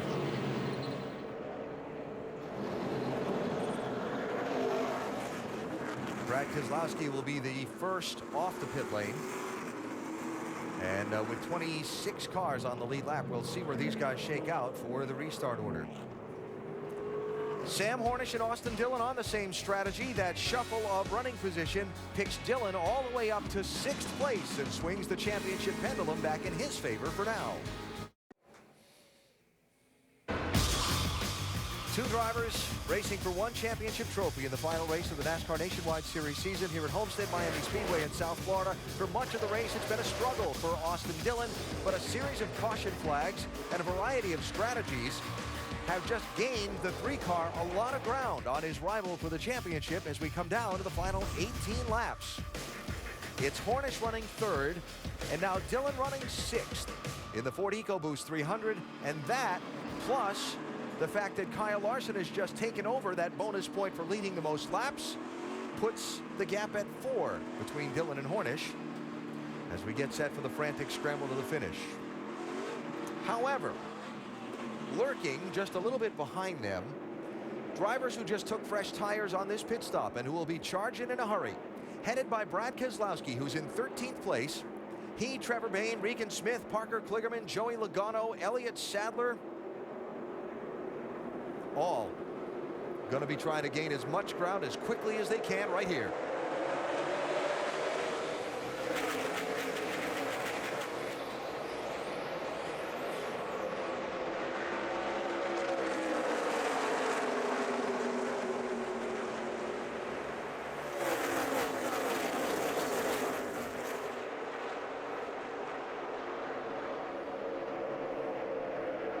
Dillon with a move inside of Hornish. While Hornish tries to clear Matt Kenseth for 3rd. Trouble, turn 4. Regan Smith into the wall.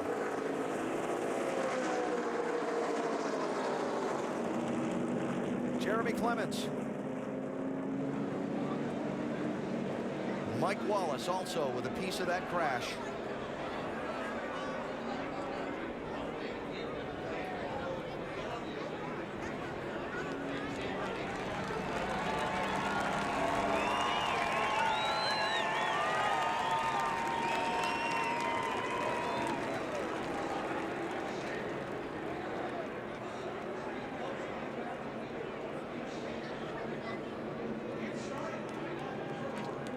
Sure that conversation's about you okay.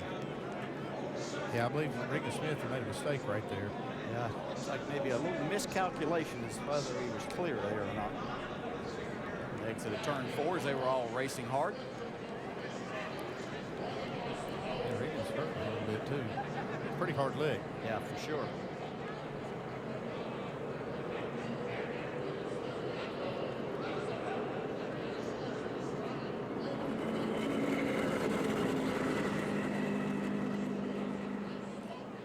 Cleanup's going to take a while. Who does that benefit in our championship battles?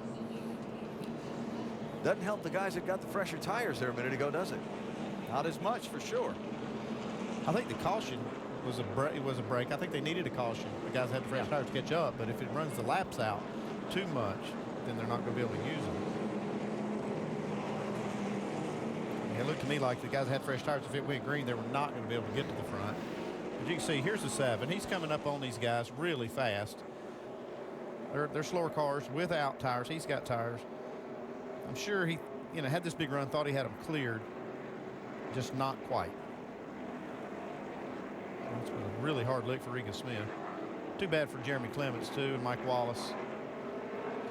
Having a lead lap run and getting taken out at this close to the end. Pretty tough.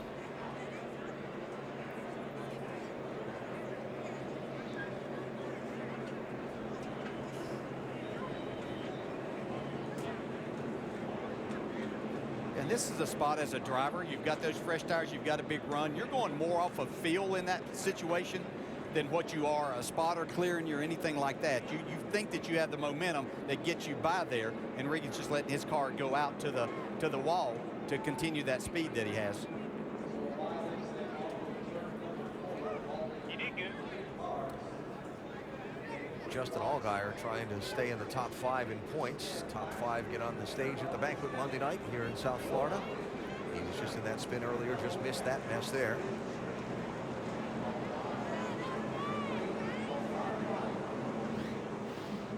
And a lot of cleanup to be done in this front stretch. That is NASCAR taking the field of cars down the pit lane to give the cleanup and safety workers all the room they need on the front stretch. And that's Mike Wallace's car right there. He was involved with the wreck. He's trying to turn into the opening to go back into the Nationwide Series garage. So caution out, 15 laps to go. Sam Hornish running 3rd. Now Austin Dillon running in 5th. I know. I just want to tell you what I'm thinking here. We just got to be careful of checking up, you know, Andy, because when we check up, we lose so much momentum. We get freight trained on these restarts. Yeah, 10-4, bud. I'm with you on all that. Andy being Andy Houston, the spotter up on top of the grandstand. And Andy's not just a spotter. He's a real coach for Austin Dillon. He's a former race car driver too. He's a good eye to have up on that roof. Well, for a lot of this race, this looked really bleak for Austin Dillon, and they stuck with it, and kept working on the race car, and then some circumstances and strategies played by others have put them back in position for this championship. Yeah, kind of like the race last week at Phoenix for Sam Hornish and his team, that, you know, they kept battling, looked like they were going to lose a lot of points and not even have a chance when they came here. But same way with Austin Dillon and his team, keep battling. But I'm telling you, depending on how many laps they have here, how many of these cars with 4 tires are going to be able to get between them, or is Austin's car good enough to hang with Sam Hornish this time? Well, if any news might play in the hands of Sam Hornish, it's that 2 of those cars with fresh tires are his Penske Racing teammates. And we check downstairs with Vince. And I'm with crew chief Greg Irwin for Sam Hornish Jr. First of all, Greg, you've taken a couple of pretty big swings at this race car. How is the car handling for Sam right now? The last 2 runs seem to be much better. Our Alliance Truck Parts Mustang been in the top 5 all night. We can't ask any more out of Sam or our race car. We've been watching, obviously, the progress the 3's made. Kind of closed the gap on us here a little bit. We're both on a little bit older tire strategy right now. We'll see how it plays out. I mean, there's a bunch of guys with tires here behind the 3. Maybe they can get to them, get us a little breathing room. But overall, the fans are seeing a heck of a race. Nationwide Insurance doing everything they do for us for putting these races on and putting people in the seats. And this is what it's all about. Come down to the last race of the season. Thanks, Greg. Well, really, when you think about it, Andy, Greg Irwin's done everything he can do. Yep, it's up to Sam and Austin right now. Now it's up to circumstances and how the rest of the race should play out. Just a thought on my part, we're not done with the caution flag yet. I was just thinking, it's all about that restart. And there's, you know, they're just crazy. The way the cars are going everywhere. There's so many guys on different tire strategies. We saw what just happened right there. I'm not sure we've seen the last of it. Yeah, and I'll go back about 24 hours ago, not quite 24 hours ago, to the truck race, though. They used all 3 of their green-white checkers to get it done. Yep, and again, I don't think we're done seeing the yellow flag here. Pretty interesting twist of plot in this one, and a fascinating day where this championship is concerned and still yet to be decided, and we'll see what we get tomorrow when the chase for the NASCAR Sprint Cup comes to an end. Jimmy Johnson, Matt Kenseth, Kevin Harvick, the 3 fighting for the championship. Jimmy with a sizable lead coming in, but Matt starting on the pole, and all 3 of them qualified well. Should be a fascinating day tomorrow, the Ford EcoBoost 400, ESPN, starting with NASCAR Countdown at 1 Eastern Time. Some great stuff on Countdown, too. Mark Martin's last race, Trevor Bayne, an in-depth conversation with Trevor, and so much more, plus a fascinating look at the drivers involved in this championship, and Jimmy Johnson, what makes he and his team so good for so long. Now, though, still got this one to decide. You're Austin Dillon. What are you thinking about inside that race car right now? I think the biggest thing is trying to stay as close to that rear bumper of that 12 car as I possibly can. You just have to drive the last 8 or 10 laps of your life right here to make that happen. There's going to be faster cars coming, but you have to stay as close to this 12 as possible to make them pass both of you. Yeah, I think both of the teams have done a good job. Danny Stockman with the 3 car, they've been able to adjust a really bad handling race car, and they've done a good job with it. Now they're up there where they need to be, and it's just up to the drivers. So these crew chiefs can just sit up there and cheerlead at this point. And I'll give one additional factor to you. It's up to the drivers and fate, because there are a bunch of other people around them that want to win this race, are racing for an owner's championship, have fresher tires, and can get up there and get positions away from Austin Dillon and help perhaps their teammate just by racing hard in these last laps. It's really up to circumstance as well as what the drivers can do. Yeah, and you know, Sam Hornish, if he could possibly do it, if he's going to try to win this, he's got to try to win this race, figure out a way to get by the 2 cars in front of him, Kyle Larson and Kyle Busch, as they battle for this win too. And you know, that could certainly gain him more points than anything else happening.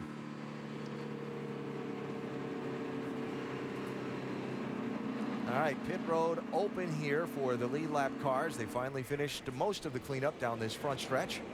As you see the lap counter continuing to tick down toward zero.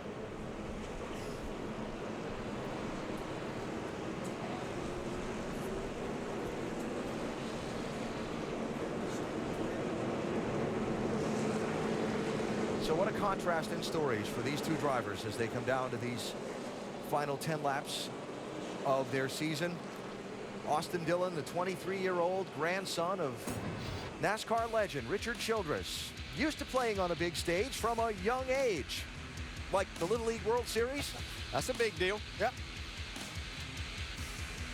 And been involved in this sport and around this sport his entire life. NASCAR's Camping World Truck Series champ a couple of years ago, and now looking for the Nationwide Series champ. Complete opposite end of the spectrum, Sam Hornish made his fame and his name in open wheel racing. The three-time champion of the Eyes on IndyCar Series and the 2006 winner of the Indianapolis 500. Came to NASCAR, had his struggles, stepped back into this Nationwide Series to reestablish himself and get up front and contend to win races again and win a championship. Though Sam looks toward his future with a great deal of uncertainty. At the end of today's race, as yet does not have a ride lined up for next season. Roger Penske has said he hopes to find sponsorship to continue with Sam, but for the moment, these last 12 laps of this season are all Sam Hornish knows about his racing future, while it's widely rumored that Austin Dillon is going to the NASCAR Sprint Cup level, driving that famous number 3, likely for his grandfather, Richard Childress. How's it going to play out? Probably going to go racing with 10 laps to go. Can Austin make Pop Pop proud, or will the captain be done well by Sam?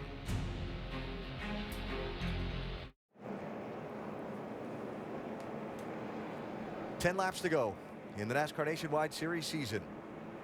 Going to be 8 laps of racing left. They're going to get the 1 to go signal when they come to the start-finish line this time by, and so much to be decided in these final laps. First off, who's going to win the race? Second, who's going to win the Owners' Championship? And perhaps most importantly, who's going to win the Drivers' Championship?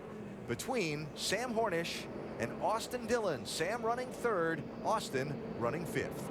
And whatever we do, we got to stay within 6 spots of not let him win the race. If he don't win the race, I do not believe he will lead the most laps. So we'll just see here, bud, how it plays out. He'll be able to see him because he's going to be right behind him on the restart. Right on his bumper. And Sam Hornish is not going to lead the most laps. Kyle Larson's getting ready to wrap that up here in just a minute. Well, we heard from Austin. How about Sam? Yeah, maybe, you know, if it goes extended innings here, maybe you'll have less than 10 to go, so it'll be real close, buddy. 10 more.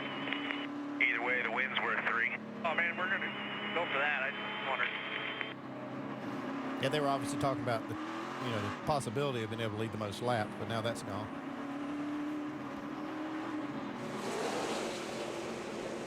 If we don't run extra laps. Yes.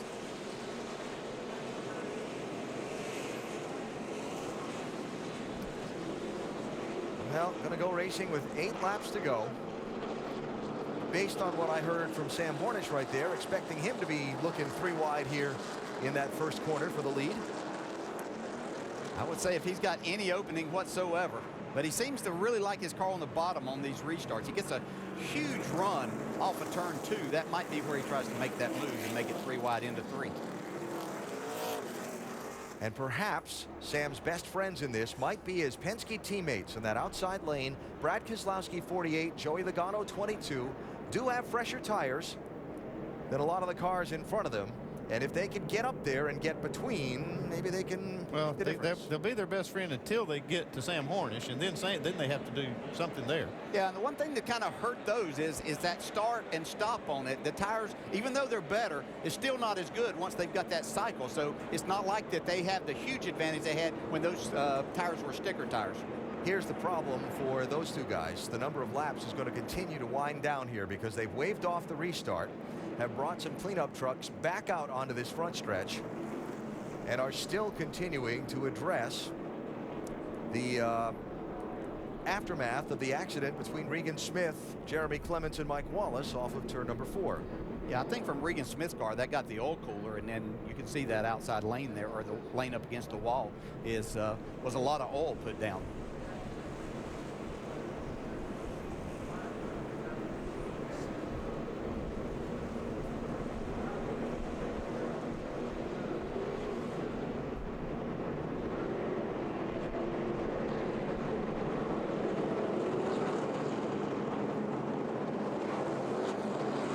look at that situation, trying to see if they need to put some more oil dry down or if we're going to be able to go racing this time by. They did give the field a 1-to-go signal.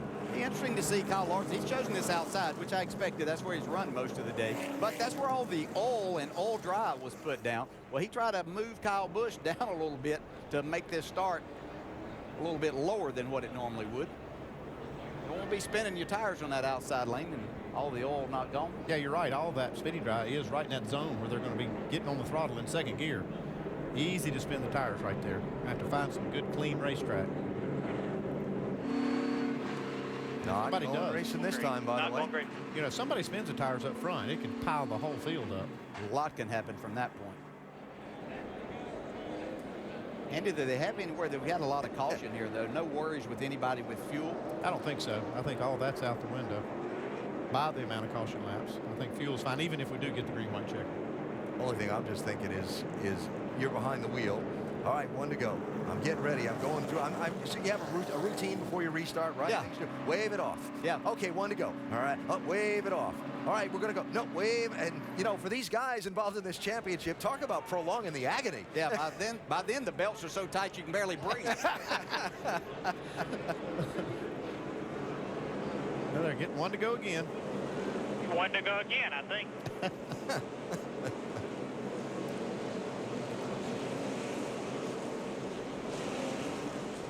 You've been in this situation before.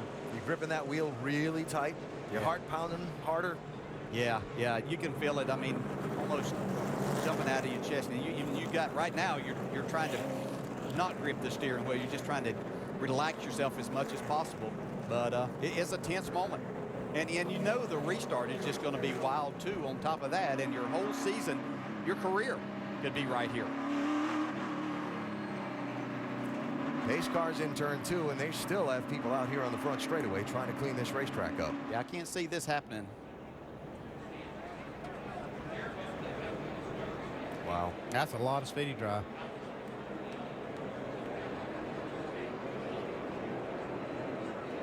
Hindsight's always easy. Yeah, red flag might have been in order quite a while back. Yeah, I don't think they foresaw this delay. Tough call. Yeah, it is a tough call. Not going racing.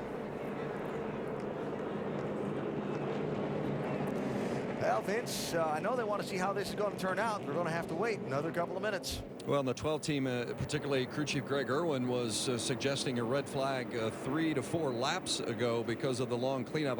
You see him smiling on the outside. I guarantee you he is not smiling on the inside as these laps under yellow continue to tick away. Certainly does not play in the favor of his driver, Sam Hornish Jr. Dave?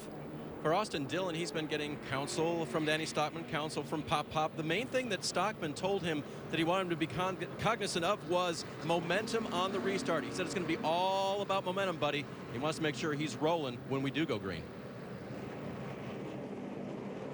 Well, 1 to go signal given again, and like we talked about a little while ago, for a lot of this race, it looked like Austin Dillon was in a lot of trouble. Car that just was not handling. No, it started off with a really loose car. You can see turning right more than left at times here. They made a lot of adjustments on it.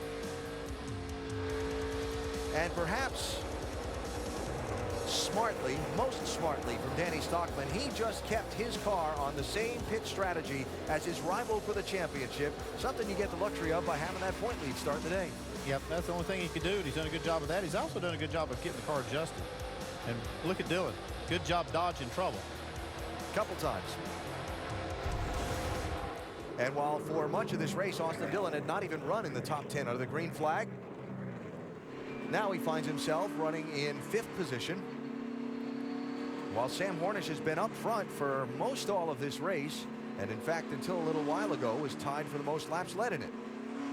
Now Sam is 3rd and Austin is 5th. We'll have to watch this 32 as he tries to get going on this restart. We know he wants to win, get that first nationwide win before he moves on into the Cup Series full time.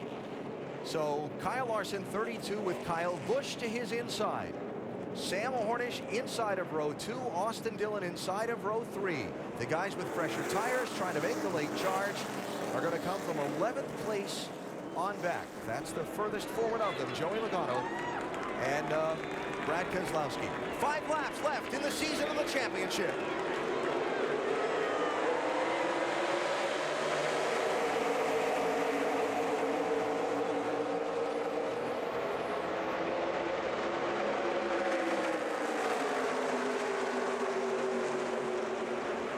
Well, Kyle Busch did not get a good restart there at all. Kind of boxed in Hornish. Cole Witt with a run to his outside to grab a spot. Here comes Keselowski. Black and white car, 48 to the inside on those fresher tires.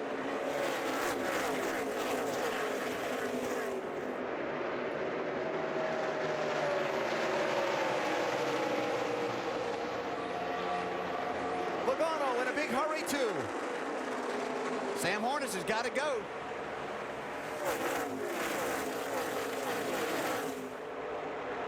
Austin Dillon can see Hornish just 2 cars ahead of him. If he stays right there, he'll win the championship. Does Keselowski have enough tires to get up there and take the lead away from Kyle Larson?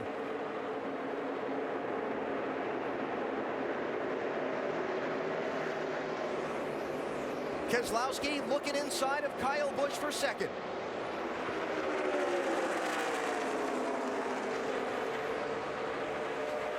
And inside of Kyle Larson and through to the lead. 11th to 1st in 2 laps.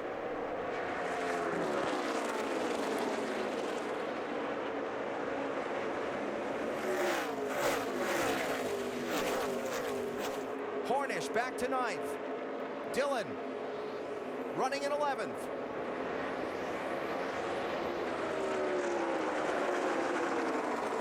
Austin Dillon has a few spots to play with, but there's some cars coming with fresher tires. Gonna have to hang on. Lap and a half to go. I think one of them's his brother, though, and he's not going to go by. You wouldn't think.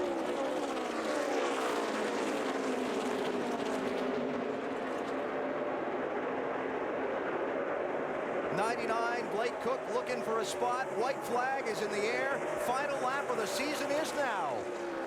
Keselowski leads. Hornish is 8th. Dillon is 11th. Hornish would have to pass 4, make it 3 cars, or Dillon lose 3 spots in half a lap.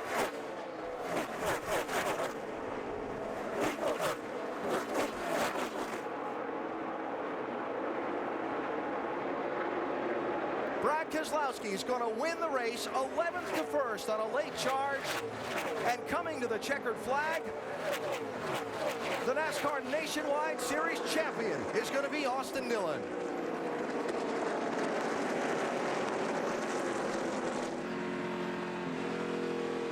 All good, bud. Here we are, champions! Woo!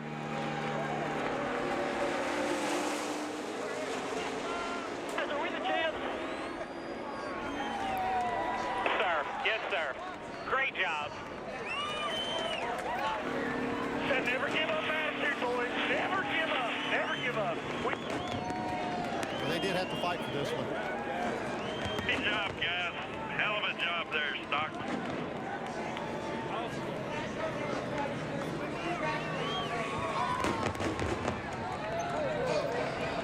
Austin. And I know RC has won a lot of championships. You know him so well. Shared those championship celebrations with him. Yeah, I know this one's going to be very, very special for RC. This one's about family. Yep.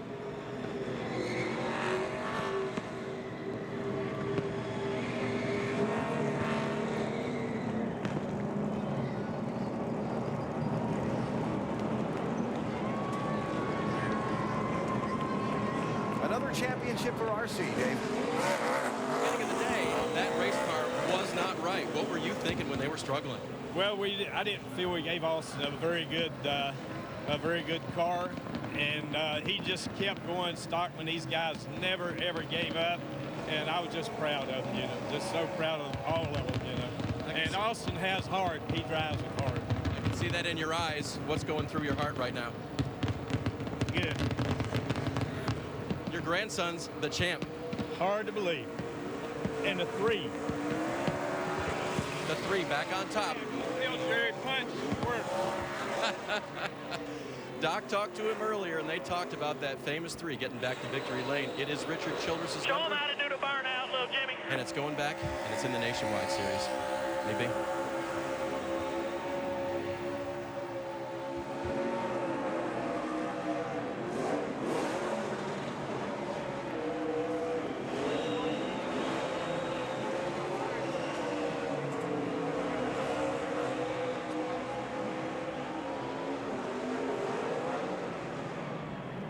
Well, valiant effort by Sam Hornish and his team.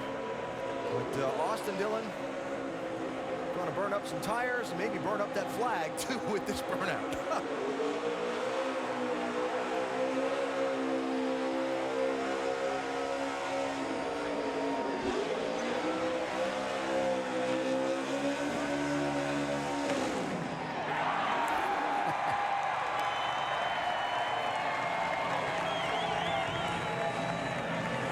Brother Ty in the middle of it with him, helping him celebrate.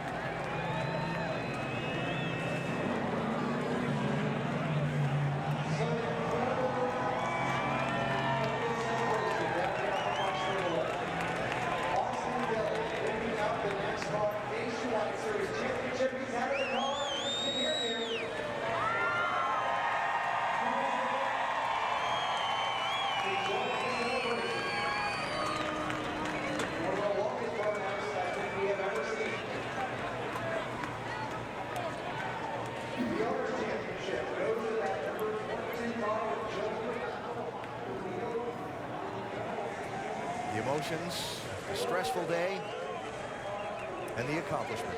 Austin Dillon is the champ. Sam Hornish will come up 3 points short and finish second in the standings this year.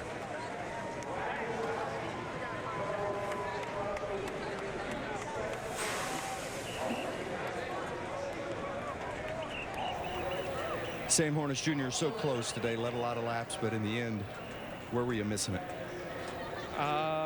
We missed it, having that late race caution. I mean, exactly right where we needed to be. We got too free early on in the race to be able to run the way that we needed to, and we had to use the set of our tires to be able to, get the car handling the way that we should have. And then, on the restart, the 54 spun his tires a little bit, and we didn't have anywhere to go, and couldn't get far enough ahead of those guys that had taken 4 tires. And it's just that's how it worked out for us tonight. We gave away points at different times throughout the season between the driver making mistakes and everybody on this team had a part in making us better on a lot of days, and we all had a hand in us not being the best that we possibly could have been every day. But we win as a team and we lose as a team, so we're all happy with all the effort that everybody put forward at Team Penske, and just needed a little bit more. Thanks, Sam. Alan?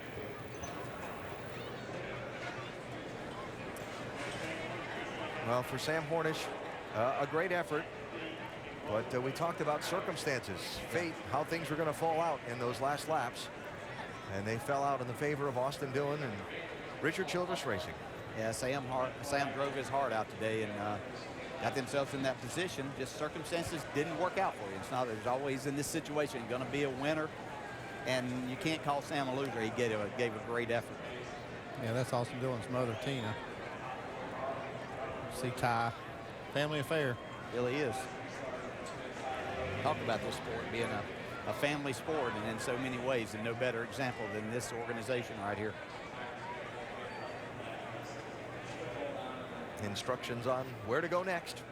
I will have to say, I don't think we could see it again because of it, but 3 cars celebrating in the same day.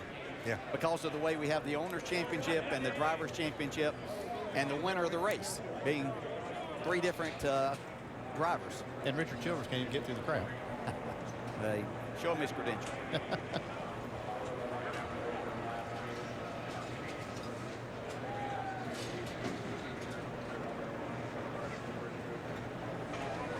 Well, while they set up the championship celebration and ready for the trophy presentation, the race was won by Brad Keselowski, and he's in victory lane.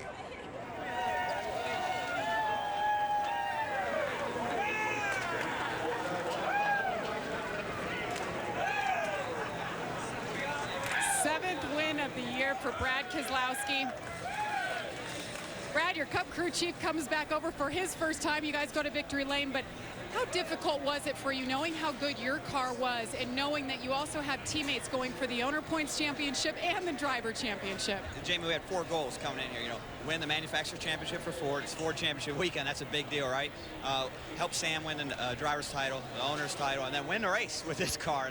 We got 3 out of the 4, and I want to first say that Sam did a great job. Even though he didn't get the 4th one, he did an awesome job all year, and proud of him and his efforts. So that team is phenomenal, but really proud. This is, you know, Jamie, this is the test team at Penske Racing, and Paul just showed up to call the race, and Kevin Buzzkirk and Jonathan Asser, everybody on the test team did a great job, and you know, I don't know, maybe it's the number, but Discount Tire's been with us all year, and glad to get them one more victory before the year's over.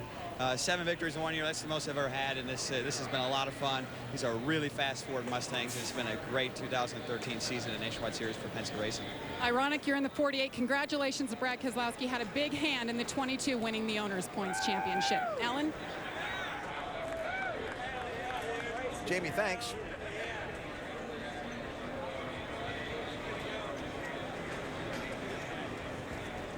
Joey Logano wins the race. Austin Dillon becomes the 3rd driver to win a Nationwide Series championship for Richard Childress Racing. He does it in the number 3.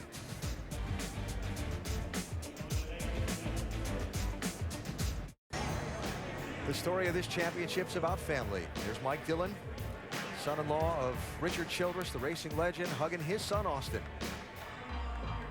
Don't look at me to talk, I can't. What a great moment for this family. Yeah.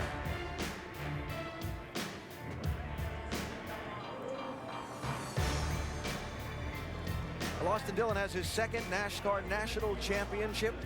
He won the NASCAR Camping World Truck Series Championship in 2011, moved up the racing ladder, was Rookie of the Year in the NASCAR Nationwide Series.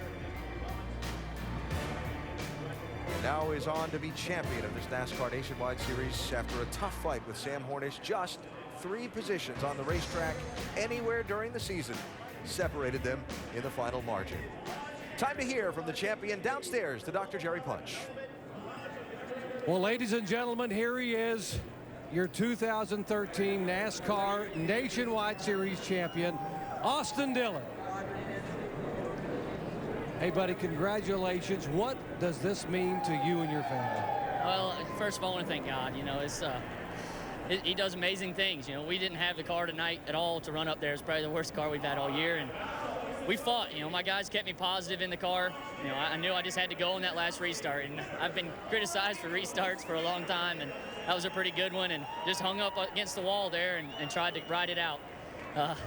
Just got to thank God, Advocare, Chevrolet, everybody that helped us, my grandfather, my whole family. They're so supportive, and this is amazing. I mean, my team, Danny Stockman, I mean, I'm not going to have him next year, and he's my brother right here, and he kept us in this thing for sure. You know, he just kept me positive, always puts me up on the wheel, and 100%, it's all heart, and we showed that tonight. You never give up, right, man? You said before this day began, your fondest memory as a youngster growing up was when you were 8 years old, and you got to watch Dale Earnhardt Sr. get up on that wheel and win the Daytona 500. How confident were you tonight when it came to shove, when push came to shove, you were going to do the same thing, get up on that wheel and win this championship? I was just glad to see the 12's back bumper. I knew if I could see him and know where he was, that I wasn't going to give up to the end, and I was going to have a good start. I actually had a great start and tried to get the jump on him, and it worked out for us. That's all I can say. And, you know, he was a great competitor also, Sam. You know, he brought his stuff tonight, and we were able to capitalize at the end, man. It was a hell of a race, and can't thank enough about all the guys. My guys on pit road, they did a great job. It's a heck of a team. We're just consistent. First team to ever win a championship in Nationwide Series without a win. They said it couldn't be done, and we did it. Look at your grandfather. Look in the eyes of your grandfather, Richard. I've known this man for 30 years, and I've never seen tears. Richard, you talked about the Earnhardt karma, bringing the 3-car back to a championship stage. What does this mean to you? Well, you told me earlier in '94 that when Dale won his championship, you interviewed he and I together, and you said, we'll do it today with Austin and you, and it'll be some Earnhardt karma. And it was. You know, I couldn't be more prouder of Austin. He drives with his heart every lap. So, you know, what can you say? Just a great competitor, a great grandson. And Ty was really proud of him he ran good and hard tonight, so he led some of the race. So I was really proud of both of them. How about that tonight? They say Florida is the sunshine state, but tonight it is the grandson who is shining brightly as NASCAR's newest nationwide champion. Doc, thanks. The 23-year-old. Heard him reference that he won't have Danny Stockman next year. Austin going to be moving on to the NASCAR Sprint Cup Series. But for now, he'll bask for quite some time as the champion of this NASCAR Nationwide Series. Yeah, there's no better way to move on than having a championship trophy to go along with all of that. And he is a tremendous competitor. That's the thing that we've seen in the 2 years in the Nationwide Series. Been very impressed with him both years. Another part of this family story we get from Dave. And I know you won't believe this, Alan, but Mike Dillon has not slowed down since he got down here to the celebration. High-fived everyone he saw. And the last guy I saw you give a big hug to was Danny Lawrence there, engine builder, tuner extraordinaire. Talk about the emotions going through your head right now. Well, man, you know, the boys dug hard like they did all year. They come out of this deal. I mean, damn, we had to come back all night long. We were behind, you know, and got it done there at the end. Austin drove his tail off. Our cars were not very good tonight. You know, I don't know what we had a problem with there, but you know, it's just like the year. They just consistently battle, and that's what you got to do to win championships. So, so proud of them. So proud of Danny Stockman and all the guys on the race team. Every one of them. They've been together for going on 4 years now, and it's just awesome. And Ty got out there, and it was just awesome. It was awesome. I hate it for Brian. I'm gonna get all my guys in, you know, tonight. But hate it for Brian. Them got in an accident there, and he was trying to get in the top 5. Next year, he's coming out for the championship next year, so we'll get that done. And I don't know what to say. It's just well, awesome. they came in as the leaders, Mike. So was it more satisfying to see him have to dig than just cruise? Thank you, buddy. No. You didn't even know what I asked you, did you? No, yeah, no. I know what you asked me. No. I would rather had a 100-point lead and come in here and cranked up like Crafton did last night. I want to congratulate Matt Crafton also for a dominating year as far as consistency, and he won races, and he was awesome. So, no, I'd much rather come in here with the lead. No, digging, that sucked. Well, congratulations. Go start hugging more people and get that really fast. I got to thank Chevrolet for being a part of Richard Childress Racing for as long as they have been. All of our sponsors, Advocare, everybody that's a part of this program. Johnny Morris of Bass Pro Shop for taking care of the boys, so we really appreciate it. Mike Dillon, father of the Nationwide Series champion. And he's going to go give some more high fives, I think, AB.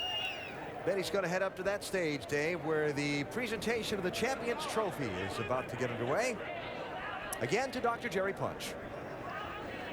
Thank you very much. The formal stage presentation about to begin here at Homestead Miami Speedway. It is my pleasure now to present the president of NASCAR, Mike Helton. Mike? Austin, get up here. I know you're excited, and that's what makes it so special. You guys had a great season, to the whole RCR organization, but the 3-team, congratulations on a great year. Austin, you fought and struggled, and tonight I think was indicative of what NASCAR championships are all about. So congratulations to you and Richard and Judy and all the Richard Childress organization. It's an honor to have you as our champion, and there's a lot of NASCAR fans out there that if they're not Austin Dillon fans after tonight, they have to give it a second thought, because the whole Nationwide Series did one heck of a job all year long, but tonight's race was very special, and we can't be more happy to have you as our champion. Thank you very much, Mike. And now let's welcome in the Vice President of Marketing for Series sponsor Nationwide for the trophy presentation. Here's Rich Foster. On behalf of the 33,000 Nationwide Insurance Associates, all of our agents, and the members who have joined the nation, I am so proud and honored to present the 2013 NASCAR Nationwide Series Championship Trophy to Austin Dillon.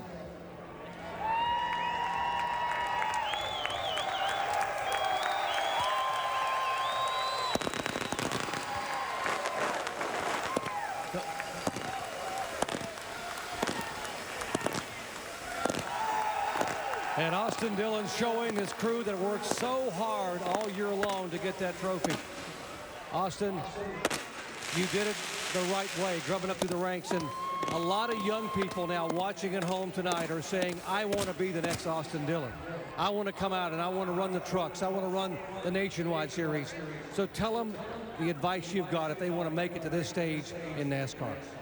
You know, it's said a lot, but never give up. Fight hard. If you show heart, God, the Lord will bless you, and you just never give up. And this is just, it's amazing. I don't know what to say. I'm choked up because my guys give it their all, and I wanted it for them so bad because I know how many hours in the shop, the engine shop, ECR, all of our guys at RCR put their heart and soul in our cars, and it just means so much for me to get it for them. I mean, trophies are trophies, but I know those guys wanted it bad. And then so did you, and you showed it tonight by driving. Now, it's time for our Owners Championship this year, and here again, NASCAR President Mike Helton. Thank you, Jerry. Roger, Sam gave it all this night to give you both the Drivers' Championship and the Owners' Championship, but that 22 car all year long has been tough, and it's our pleasure to have you as our 2013 Nationwide Series Car Owner Champion, and we look forward to celebrating with you Monday night in Miami. Roger, I know you've had a lot of trophies and stood on a lot of podiums over the years, but this is one you really wanted. What does this mean to you and your organization to finally get this Nationwide Series Owners title? Well, I think just to win any championship in NASCAR is something special, and obviously Nationwide and what they've done with this series, and to race to get young Dillon and the whole team, to think 4 drivers in that car of ours to get that 22 Owners Championship. I just can't thank them all, and our sponsors, obviously Ford and Nationwide, Hertz, and Discount Tire. These guys have stayed with us. We delivered tonight, and I'll tell you, we didn't know until the last lap, did we?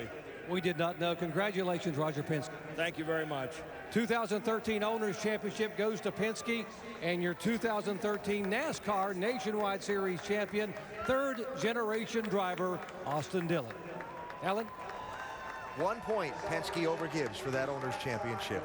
And as for our new champ, Austin Dillon, if you don't know Austin, he's one of those kids that when he walks in the room, the energy level in the room just picks up. He's very comfortable in his own skin. He seems to just get along easily with everybody, and he's a lot of fun to be around and a great champion for this series. Yeah, it was great to see this, and Austin Dillon's going to make a great champion for this series. Tomorrow, the NASCAR Sprint Cup champ is crowned. Yeah, they got a lot to live up to after today. Jimmy Johnson, Matt Kenseth, Kevin Harvick go at it on ESPN starting at 1 Eastern time. Austin Dillon, the champ today. Time for college football. We'll see you tomorrow.